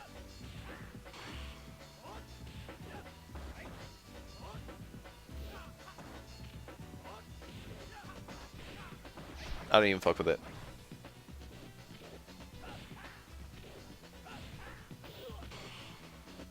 I don't know. I never do it.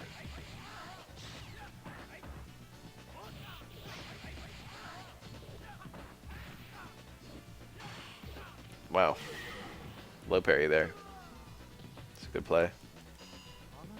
Into the heat of battle. Go for it. What I usually do versus Hugo when I get a little punish is I do stand strong 2 hits into heavy stomp, and then I just pick up the roundhouse as the ender. You can do uppercut under too, but I like roundhouse more.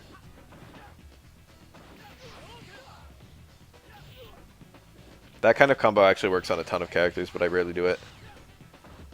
Like almost always I do 2 hit stand strong into 1 hit stand strong into super jump cancel roundhouse or something like that.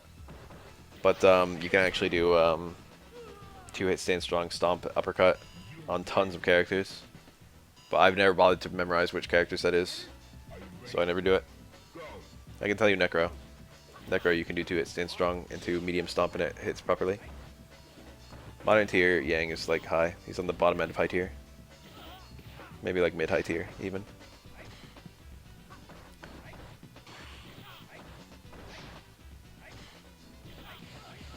Look how strong that guy is. It's like Geef, I can't tell. It is. Horrible. That's your own emote. Sick. Coming in, just flashing your own emotes. I like how this is 1 and that one's 2. It's like normally you're just gonna do the 1 bicep. Anchor arms. I hate this face. I hate it so much. Primitive 3D technology was a mistake.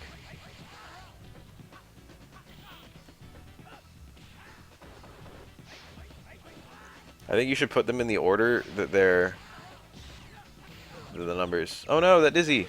Wow, that was scary. He actually had a hell of a time to mash out. I think you should do like the 1 then the 2. So it'll be like Zangief is between 2 buff guys and he's a manlet. Look at the frog. First I couldn't tell if its mouth was open or if it was like folding its hands. Frogs are awful. You guys ever think that? Like the entire anatomy of a frog is gross. And I've seen the innards of a frog, so I can say that with a certainty. The whole fucking thing is just a throat. And the eyes are so like fucking, I don't know. They're a motionless stare. We're all frogs on the internet, if you know what I mean.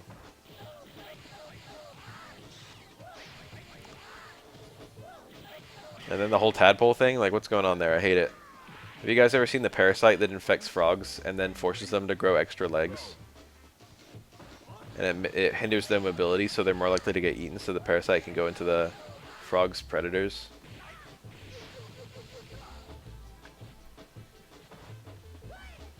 I forget, it's like a worm that causes it, or like a fucking bacteria, or what, I have no idea. But if that's not fucked up, then I don't know what is. Imagine having like a fucking, like just in your genetic code, you can just flip a switch and then all of a sudden you're growing extra legs. Frogs have some fucked genetics.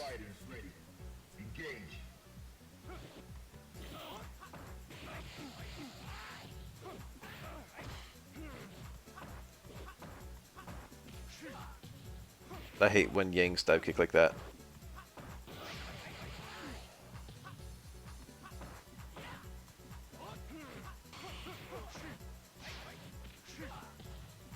Organisms naturally evolved to be crabs. That's an interesting theory. I feel like every organism that's ever evolved has evolved naturally, and given the number of crabs versus non-crab entities, I'm not really sure if I would believe that.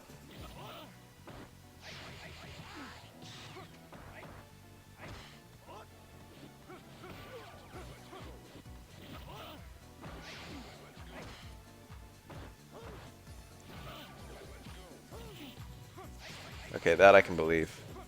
Because the crab-like features are common in nature. But what does that even mean, exoskeletons? What counts as being crab-like? Pincers? That's called convergent evolution, I think? When different things independently... Nice. Ah, he double parried the last one.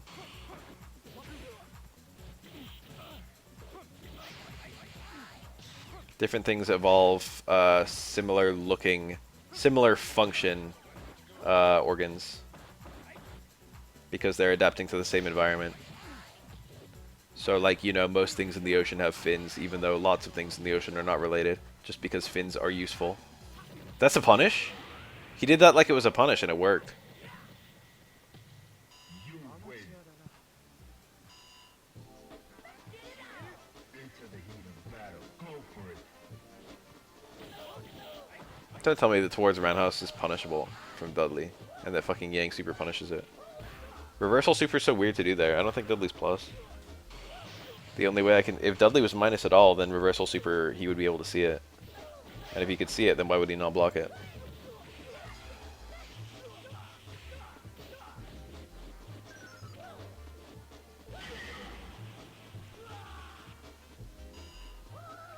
Into the heat of battle. Go for it. I bet most crab-like things are pretty tiny. Towards Roundhouse is -2. Holy shit. Wish I had something that punished punished that fast. That's the dream. Or as fast as punish is slow as shit. It's probably like staying forward at 4 frames. EX Yagyo is a punish? Huh? It's slow as shit. It's like my slowest super.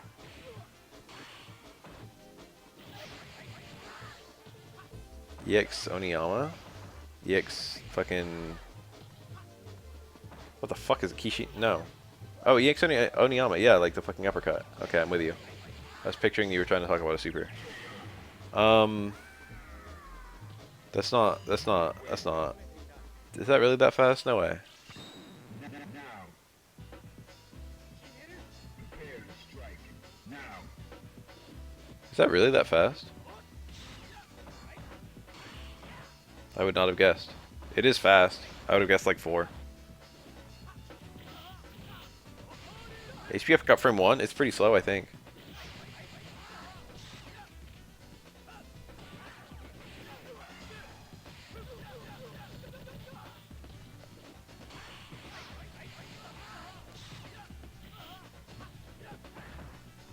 Five. EX Oniyama's 5. I didn't think it was that slow. I thought it was 4. It's fast. It's just not instant. Go for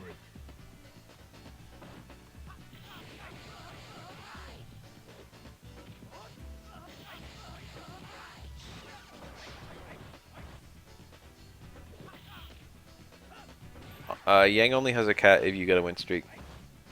So it's easy to not know about it. It's a completely unique mechanic only to him. EX Oniyama super, I do down back to half circle forward up, and then on another quarter circle forward. I do down back to up forward, well down to up forward, and then quarter circle forward. It's annoying though. I fuck it up every now and then. Definitely not consistent with it. I get it more than I don't get it though. The trick is you really want to get the first hit cancel. It's way better than the second hit cancel, and it's even harder.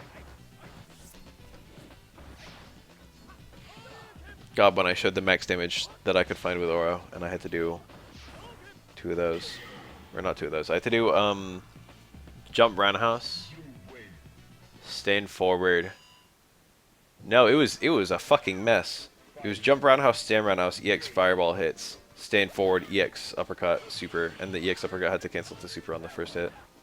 That was a really hard combo. But that's a touch of Dizzy on Remy and Akuma.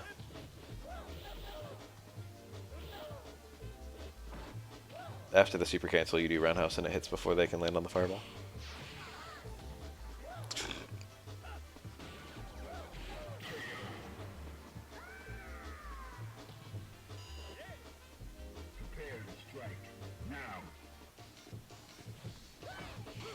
The cheapness of the supers and their excellent properties is one of the defining qualities of Third Strike. Also the fast animations. It means supers are very relevant in play. There are more supers in this game than any other Street Fighter, comfortably. And yet they're still very distinct from EX moves, and it's not like people don't use EX moves.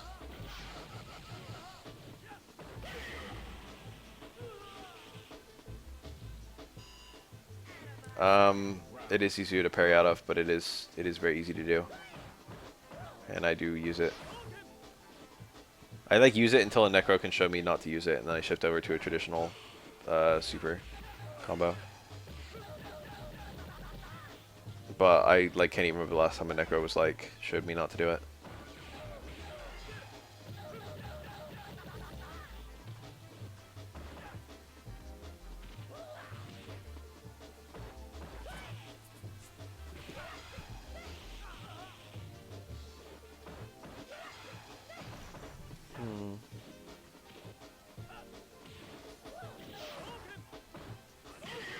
Good old regular Hadoken.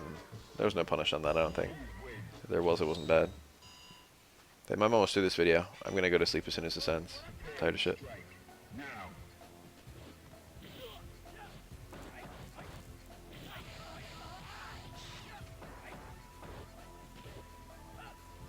Ken got the throw. Oh, parry far strong. Double DP? Oh, he tried. It looks like he got the Kara, but I think he was just a frame late. That's an unfortunate meter to burn. Not really. Into the heat of battle. Go for it. I like never learned that. It's like a zero risk red parry, and it's quite strong. But like any Shoto who's doing a lot of low forward fireball, I just don't struggle with.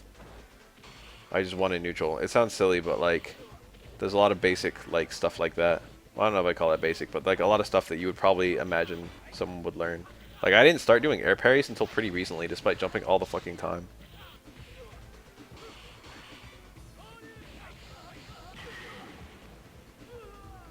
I went a super long time instead of doing air parries, which I wasn't very consistent with. I like didn't even attempt them. It was just like, oh, it's too random. What I would do is I would do like particular jump arcs and bait jumps and try to bait like that. Oh, I fly. I like never touch the ground. I'm probably one of the jumpiest players. It can hurt me against the top echelon of players. Usually it's a weapon though. I've gotten very good at the jump mix-up, generally speaking. Oh, I don't give a fuck if I get blocked, I just jump again. Third Strike gave me feet, and I will use them to jump. Hello.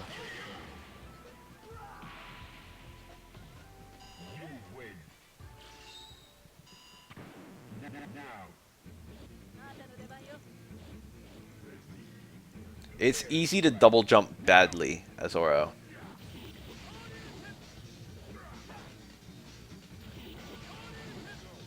I've never played Second Impact meaningfully.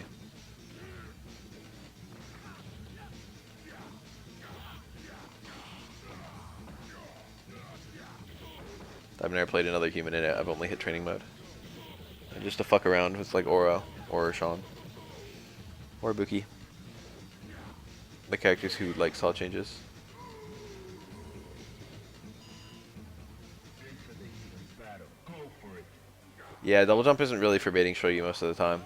If you do bait Shoyu with it, you usually just get like a jump back roundhouse punish, which is not great.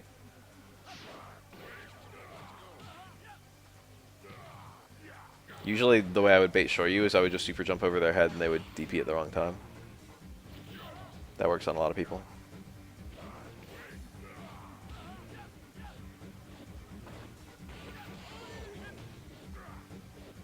Second Impact, I can see why people play it. It's definitely got a different appeal from Third Strike.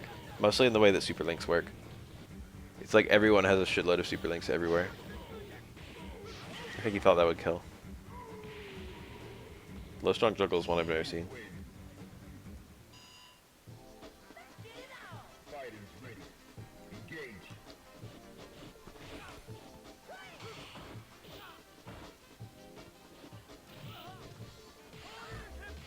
Ah, that was good. That car needed on Necro most of the time. Well, no, I shouldn't say most of the time. It depends on the range.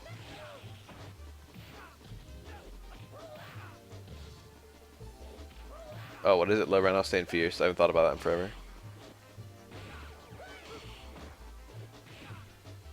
Does the whole screen flash on a parry? I think just the character flashes.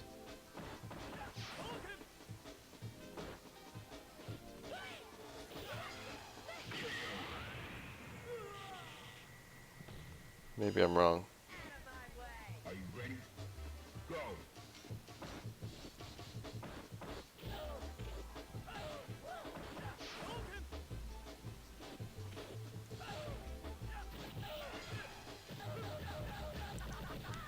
Ever since I asked, there's been no parries happening. Oh, there's one.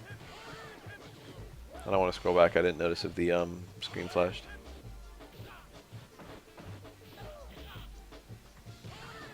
I heard about that when it happened.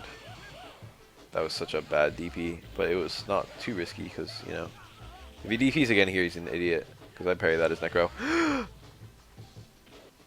That was an untechable throw. No one's going to throw there. Literally no one is taking a throw there. Final round. Now. That was either low parry or high parry, and we'll never know which one.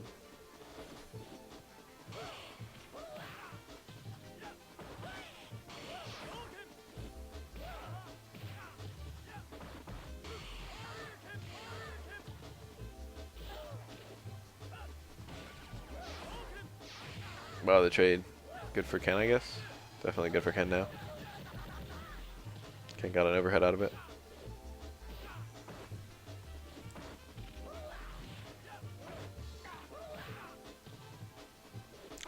Chicken combo working on all characters is a huge weapon for Oro. Characters better than Oro getting nerfed is a huge weapon for Oro. Those are things I immediately thought of hearing that Oro might be top 1. I wasn't thinking about super stuff. I was just thinking about characters who had stuff better than Oro's supers getting nerfed.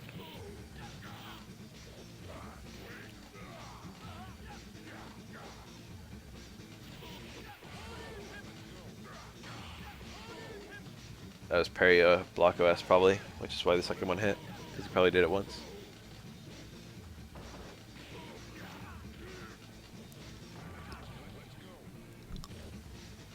Oh no. Oh no. This kill? Not quite. Raw super. Yellow. I knew it. I would have died here as the Hugo. Never mind. Never mind. I would have won as the Hugo. Are you ready? Go. That's usually what people say, yeah. Top tier counter pick Oro. I wouldn't say top 5 or 6. I would say top 3. I think Oro's bad matchups are Chun-Li. No, I don't think Urian. Urian's like fair. If anything, Urian might be good for Oro. Yun Yang, Chun-Li, Ken, and Elena. That's my top. That's my 5 bad matchups. And Elena is not like a super common or strong character besides that.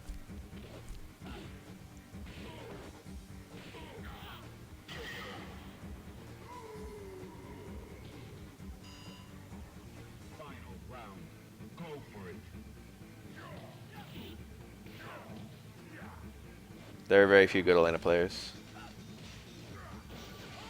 Nice confirm.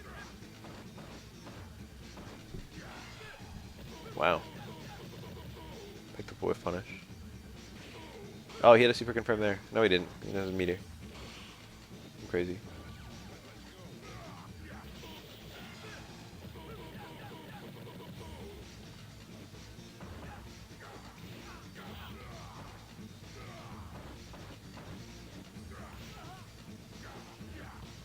Elena counterpicking Oro is one of the best things she does.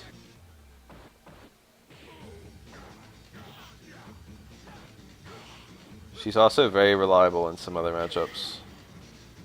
Characters she can just stall out, especially with healing.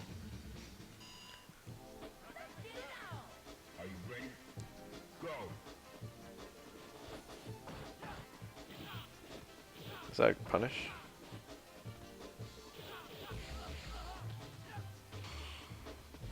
Oh boy, better learn Elena so I can beat 12 more reliably.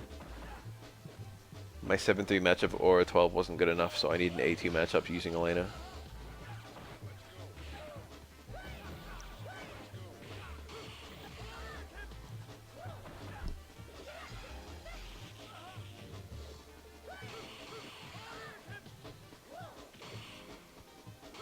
Elena's ATR is surprisingly great. It's fantastic. It's like one of the best ATR scenarios in the game. I would tentatively say the best ATR in the game belongs to Akuma, who just has like a bunch of extremely annoying ways that he can ATR you that are extremely hard to get through. In particular, heavy DPS A1 when available is an extremely obnoxious ATR.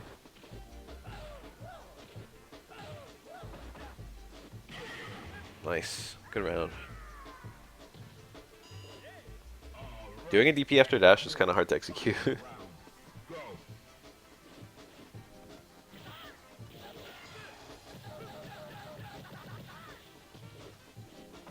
I'm getting raided. I was about to stop. There's a tiny raid. Hi everyone. Minsex. I don't even know who that is. Thank you. EX Prominence. I recognize that name. Weren't you here before? Isn't that literally a move that D-Dark has in Street Fighter EX?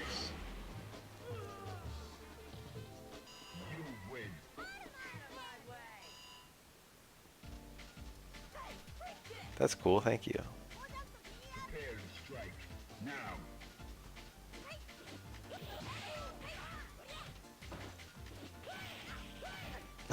12 would be a cancerous top tier, huh?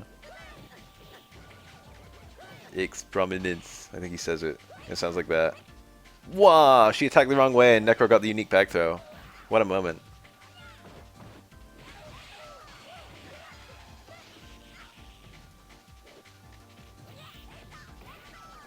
It is a crime. I think I mentioned this last time I was streaming. Shippu pulls in so much on hit. Like if the tippy tip of Ken's toenail hits you with Shippu, every hit is gonna connect because it has a massive vacuum effect. It is a crime that Necro Axe doesn't have that. What were they thinking? Why would they make a move with like 8 hits when only 2 hits ever actually connect?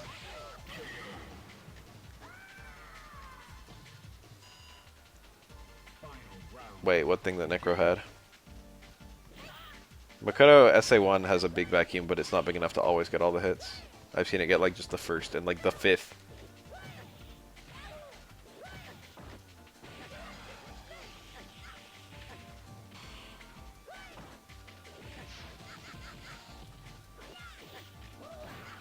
She dizzy? Yep. Cool. Didn't even drop her. Let's watch a little bit of the next one. I'm tired though.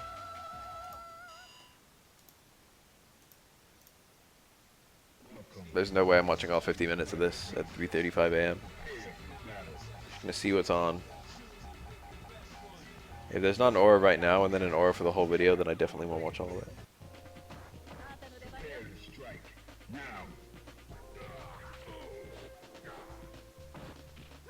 Redabuki is pretty.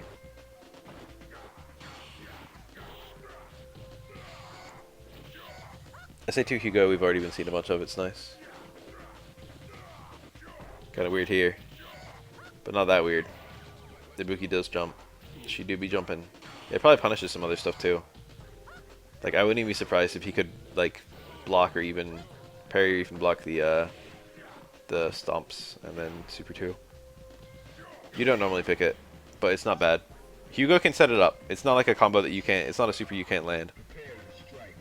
In other Street Fighter games, often when you have those anti-air supers, it's like, okay, how do I even land this?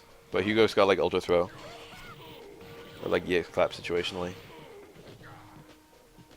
So he can actually land it like even on a grounded punish. It holds a lot of EX too. I think it holds the most EX of his supers because I think it's a longer bar than SA3. Despite not really being better. See, Super 2 would have been really good, retrospectively. Snatched her.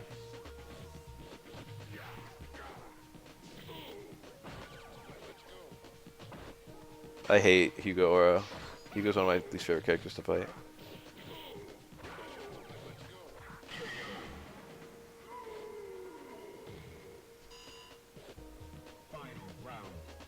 I feel like I'm lagging on matchup knowledge there. Not because it's slow. Oh. I against a good Hugo, I just feel like my meter situation is just really fucked. And I get counter poked a lot. I'm not very good at the poking.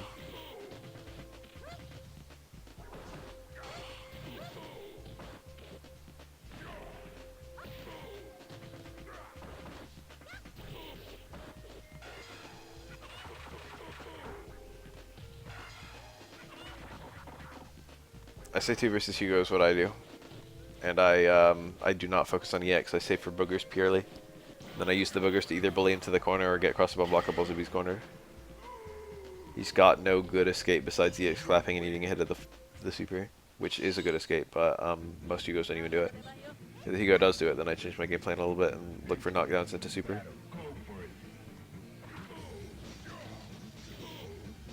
I can do the partition. I don't do it often, but it works. It's quite hard. I get it and I drop it sometimes. It's a mixed bag. I made a video called Oro's Useful Partition, and I just show off the partition that I do versus Hugo, but I don't even usually do it.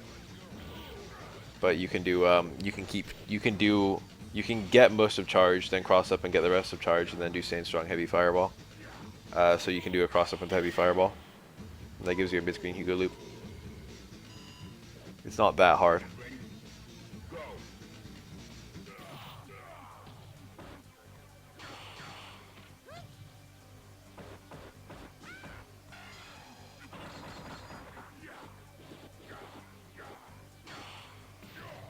Yeah.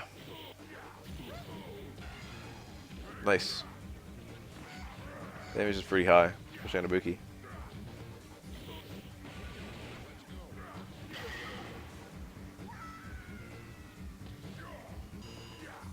Yeah, that's how I feel. Land to jump in or have Hugo do something unsafe right in your face.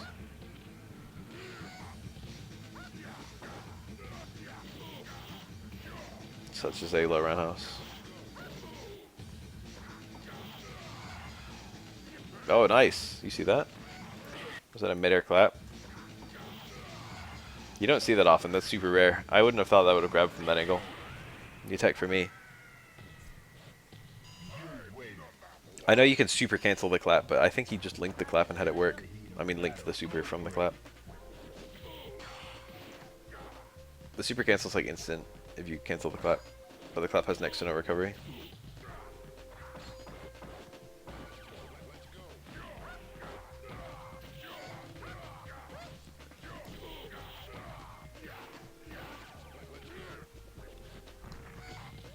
Good lord, this looks oppressive. Yeah, why can Hugo parry after he claps? It's not fair. It's not fair, bros. Whoa, trying to whiff punish clap with SA3. That was his goal with SA picking SA3, was doing whiff punishes with it probably. Wait, another raid? Stop. I'm tired as hell. I was gonna stop streaming again. I'm on borrowed time already.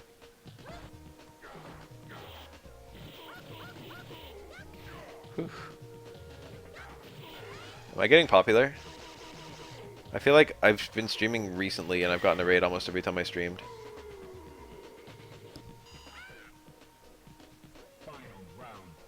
Is it all those at a glance videos? Is it that I actually set my game title to Third Strike instead of setting it to Retro? Has enough time passed that I've just slowly amassed a number of people?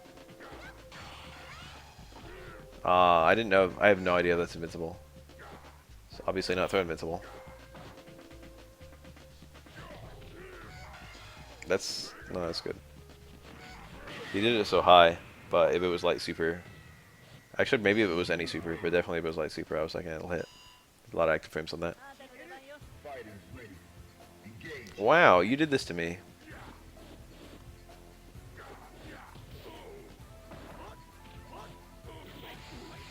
Somewhat consistently? Would you really say that? Can you say with a straight face I'm streaming consistently? I've streamed like 4 times in 2 weeks, if even. Yeah, standing 720 is really easy in this game.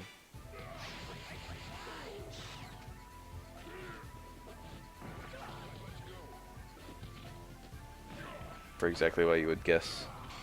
In the process of doing the first 360, you get a super jump, which also makes 360s easy to do in this game. And because super jump has like a million fucking pre-jump frames, and because you can super cancel pre-jump frames. Standing 720s. Oh, not too bad.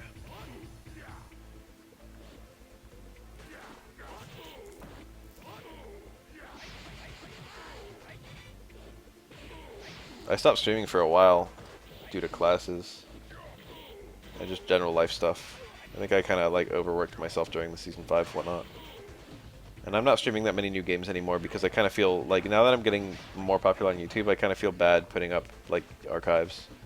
But I feel like I put up like a Let's Play channel, I would get 0 subscribers. So I kind of like my current system, where I just kind of occasionally annoy people with uploads that they don't care about.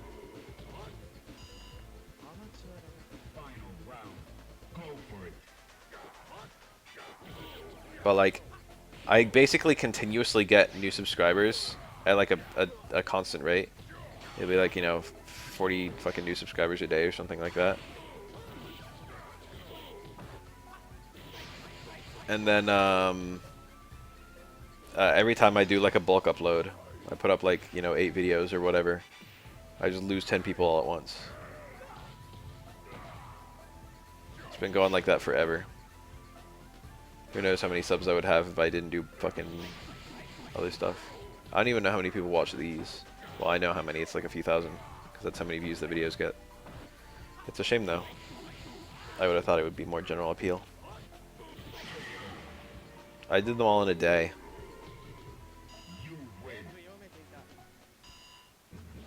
Most of them were pretty fast to make, especially because I was only recording like 2 scenarios. I had to do that red parry like a million times, though.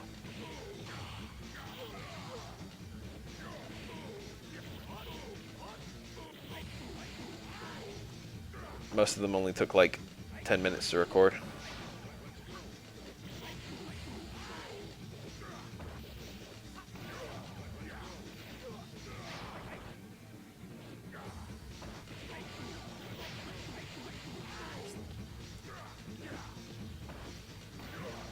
Yeah, it's just a risk-reward thing. People are afraid to not be holding back. It seems like, you know, because a lot of red parries, you would red parry on something that's like, you know, well, like weird the way it hit.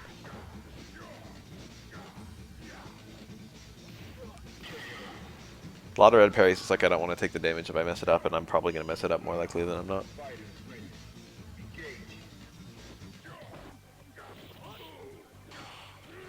One thing I've never personally done, but I see people do it to me a lot, and other people, is they'll like red parry after a jump in. Like block the jump roundhouse and then red parry like the strong or the fierce or whatever.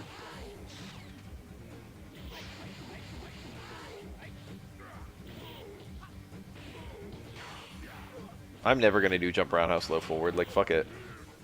That red parry is good versus me.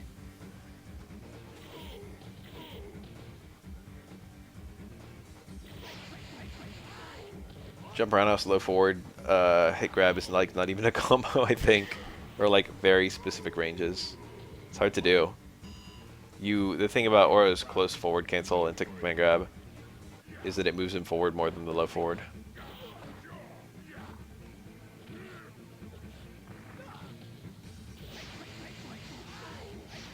Like, what am I supposed to do? Jump roundhouse, crouch roundhouse? I'm never gonna do that. I will never do that. Just go for high red parry every time against me. This is gonna do a grip. He's a deceased Yang.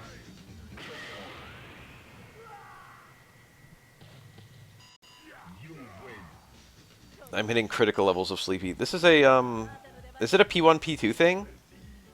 One of the previous videos had this white Hugo with a Roxy, and this is the white Hugo with the poison. We had someone asking about that recently, and people said it was a color thing, and then said it was a USA thing.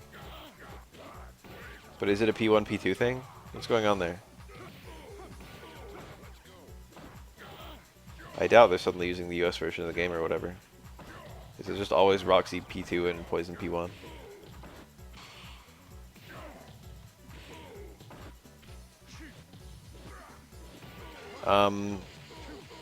I use my jump in as a confirm, so I like never even do that. I just go to stomp stuff. I think it works. Brown poison is Hugo's secret color, which is also a black Hugo.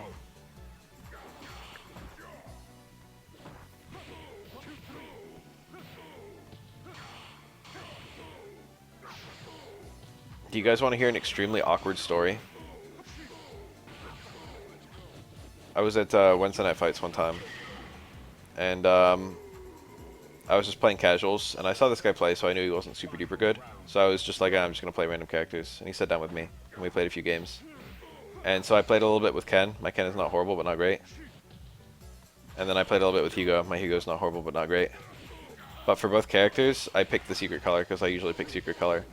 And that gives me like a dark skin Ken, and then like a dark skin Hugo. And the guy I was playing against was black.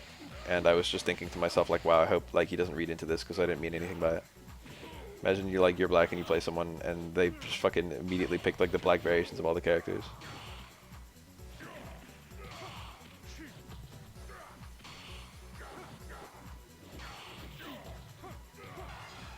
Is that a punish?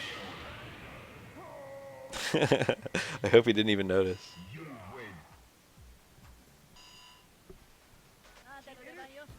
That's the story.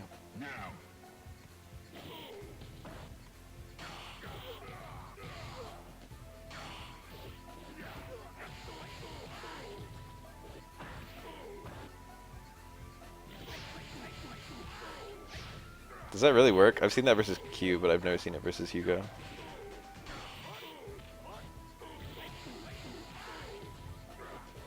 Every Hugo looks huge.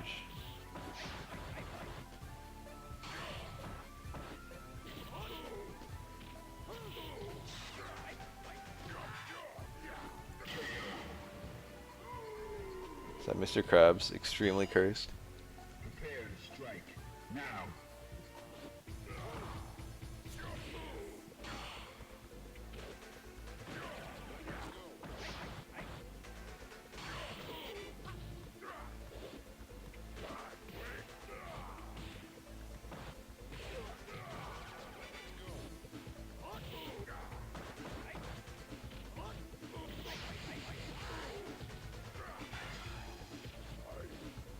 Ibuki best girl, huh? Best girl in this game is Elena Free. Followed closely by Makoto. And then Chun-Li and Ibuki aren't even good.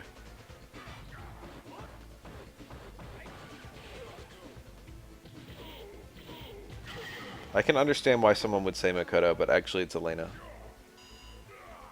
Final round. Go for it.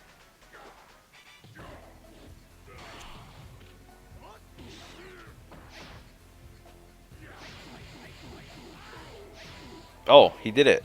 There it was. Was that really worth the second EX just to get that Staying Fierce? He did quite a lot of stun.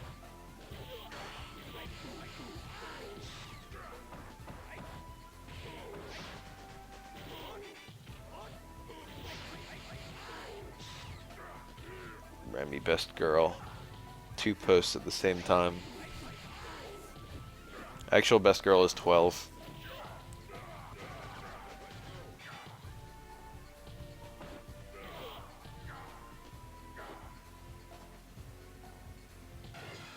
With X copy.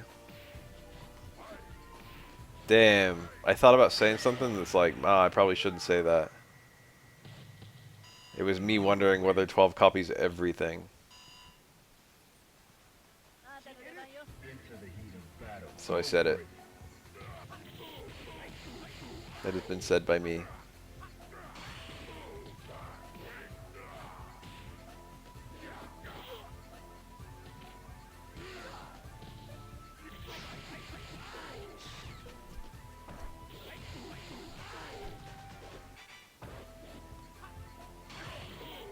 Oh yeah, that's what I was talking about. Osteoporosis.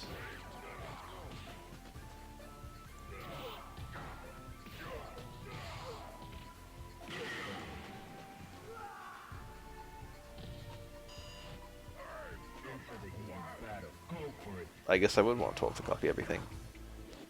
I feel like you'd always be more dangerous with like knife arms. Maybe knife arms that turn into hands only when grabbing. For some reason, hands are the default for 12. Nice. Fuck your EX slash. I've got meter.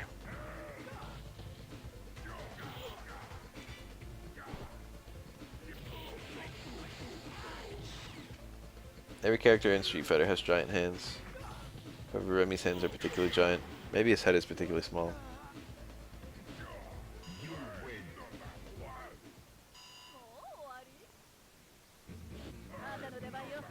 He definitely has giant clown shoes. What the fuck is up with Birdie's little curled shoes in Alpha? Remember that shit? Wow, that crouch roundhouse just worked. Far roundhouse. I mean, just, you know, stay roundhouse. Oh my god, when two Hugo players fight, it's such a slugfest.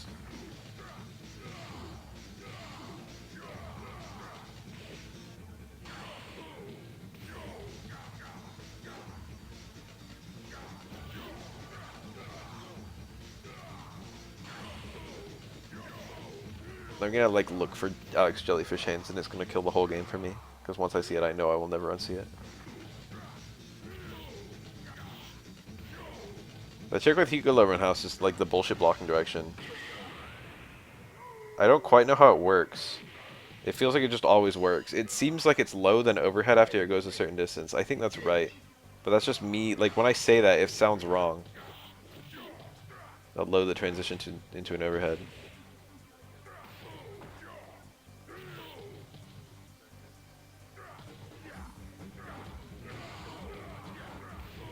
Mid then overhead.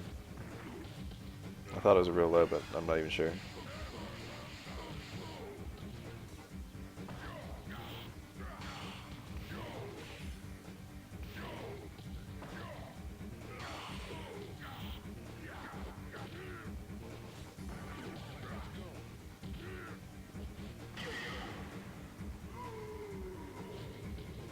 Maybe the times I got hit with it, where I just didn't block in time, I'm like, oh, I must have blocked the wrong way.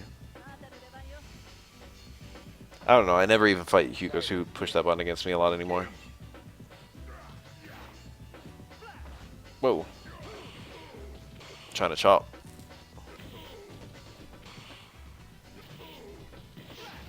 Plot twist, it was empty jump, super jump cancel, chop to punish reversal grab. Oh my god, Alex is oppressive. That was a wonderful showing of Alex play. God, I'm 20 minutes into this 50-minute video. I don't want to watch the whole thing. It's almost 4 AM. I'm gonna go at 4 AM. I'm sleepy.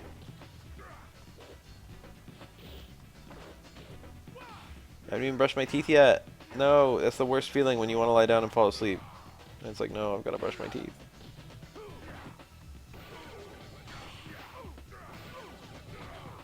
I'm always Lieb. That was probably still a punish. It looked kind of late, but... It seems like everyone does that late.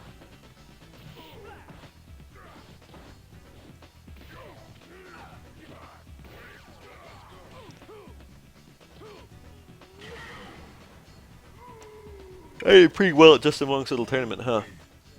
When I signed up, I saw a couple names where it's like, okay, I will not beat those people. Namely Exodus and Neem. And then I saw a couple other names where it's like, I probably won't beat those people. Namely Burfy and Dagger G. And maybe Melt. And like every single person I was nervous to run into, I ran into them. And I beat them. Except Exodus, obviously. It was like, no, I don't want to run into Burfy, especially not early. And then I ran into Burfy immediately, and then I won pretty comfortably. It wasn't super comfortable, it was good enough. I don't think he has a whole lot of practice in the matchup. That's my guess. He's like clearly a good Elena. He's too committal, I think, as well. Exodus is playing Third Strike at least since Anniversary Edition days. Like the original Anniversary Edition, the PS2 one, and Xbox. So that was like 2006 or so, 2004. I don't remember when that came out. But probably at least close to, if not since the game came out, I would guess. And he plays a lot. He's natural talent too, so it's just like a fucking, he's got all the weapons you can have.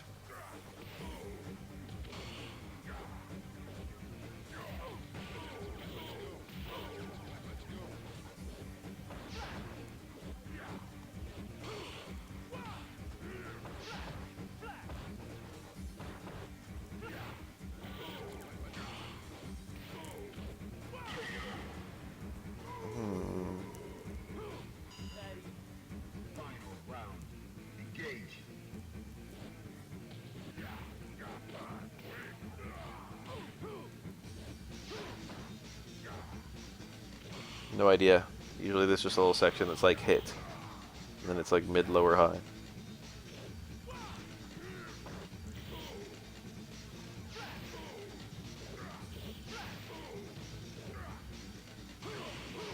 Oh, that's that he. I think he. No, that can just work. I don't know why I didn't angle. If he got parried, he would have got hit. Looking at hitboxes probably won't help you. Damn, Alex sucks. Hugo should have been ready for the parry on the second hit though. The fourth hit. Wow. 2 boots in your face. Alright, one more match. Then I'm gonna hashtag dip. And what a better match than this one. Alex is just such a miserable character. Oh, the jellyfish hands.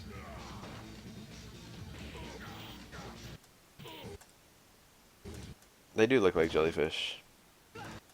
Little tentacles, finger tentacles. I want like one of his idle stance, but I'll never get it.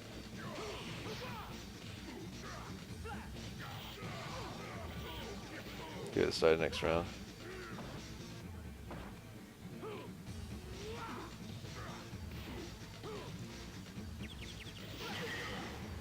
How many tickles does it take to make a squid laugh? 10 tickles. I didn't look. It's too late. I see it though. I see it in motion. Alex is versatile. Don't ask questions. Don't ask questions about how Alex has 6 special moves which have no synergy with each other.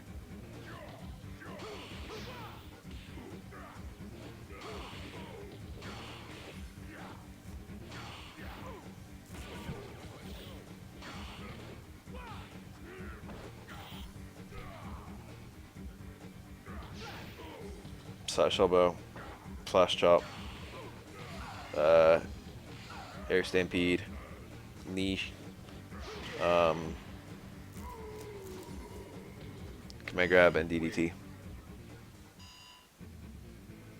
6 special moves. Maybe one more. Where the heck is their Shoto and Alex gameplay? I gotta fucking amend the Shoto alignment chart to have fucking Alex in it. Because clearly there are people who think Alex is a Shoto.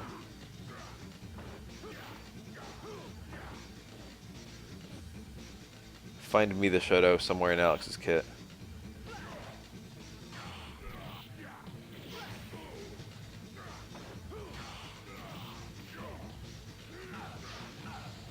Weird combo. A lot of dizzy on that one though. Hugo EX clap corner combos are super good. Being a protagonist is enough to make you a Shoto. Shit.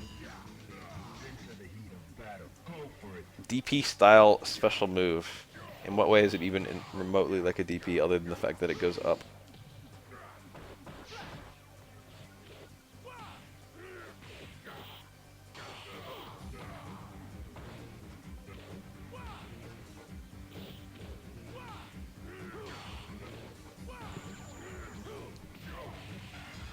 Where's his Hadoken? Where's his Tatsu? Where's a single Shoto normal? Nice, the double crush jab confirmed. That's a rare one. I think you can actually do 3 jabs and confirm super. But, you know, it's getting scary because you really don't want that super to fall out at range. 12 has like the least fireball in the whole game. It's like calling Seismo a fireball. There is no weird Shoto. The weird Shoto is Sean.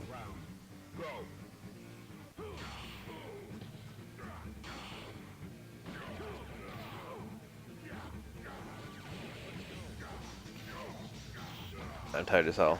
This is 100% my last round that I'm watching. Nice, this is gonna work. Please don't fall out. Okay, cool. Me parry on fucking Wake Up Far Strong, by the way. Or Wake Up Strong. And my dodge. Oh, I did not expect that to happen. That was weird. These dizzy bars, but no one's gonna get stunned. There's a bait. Oh my god, he parried on Wake Up when Hugo was committed late. Delayed crutch tech or something.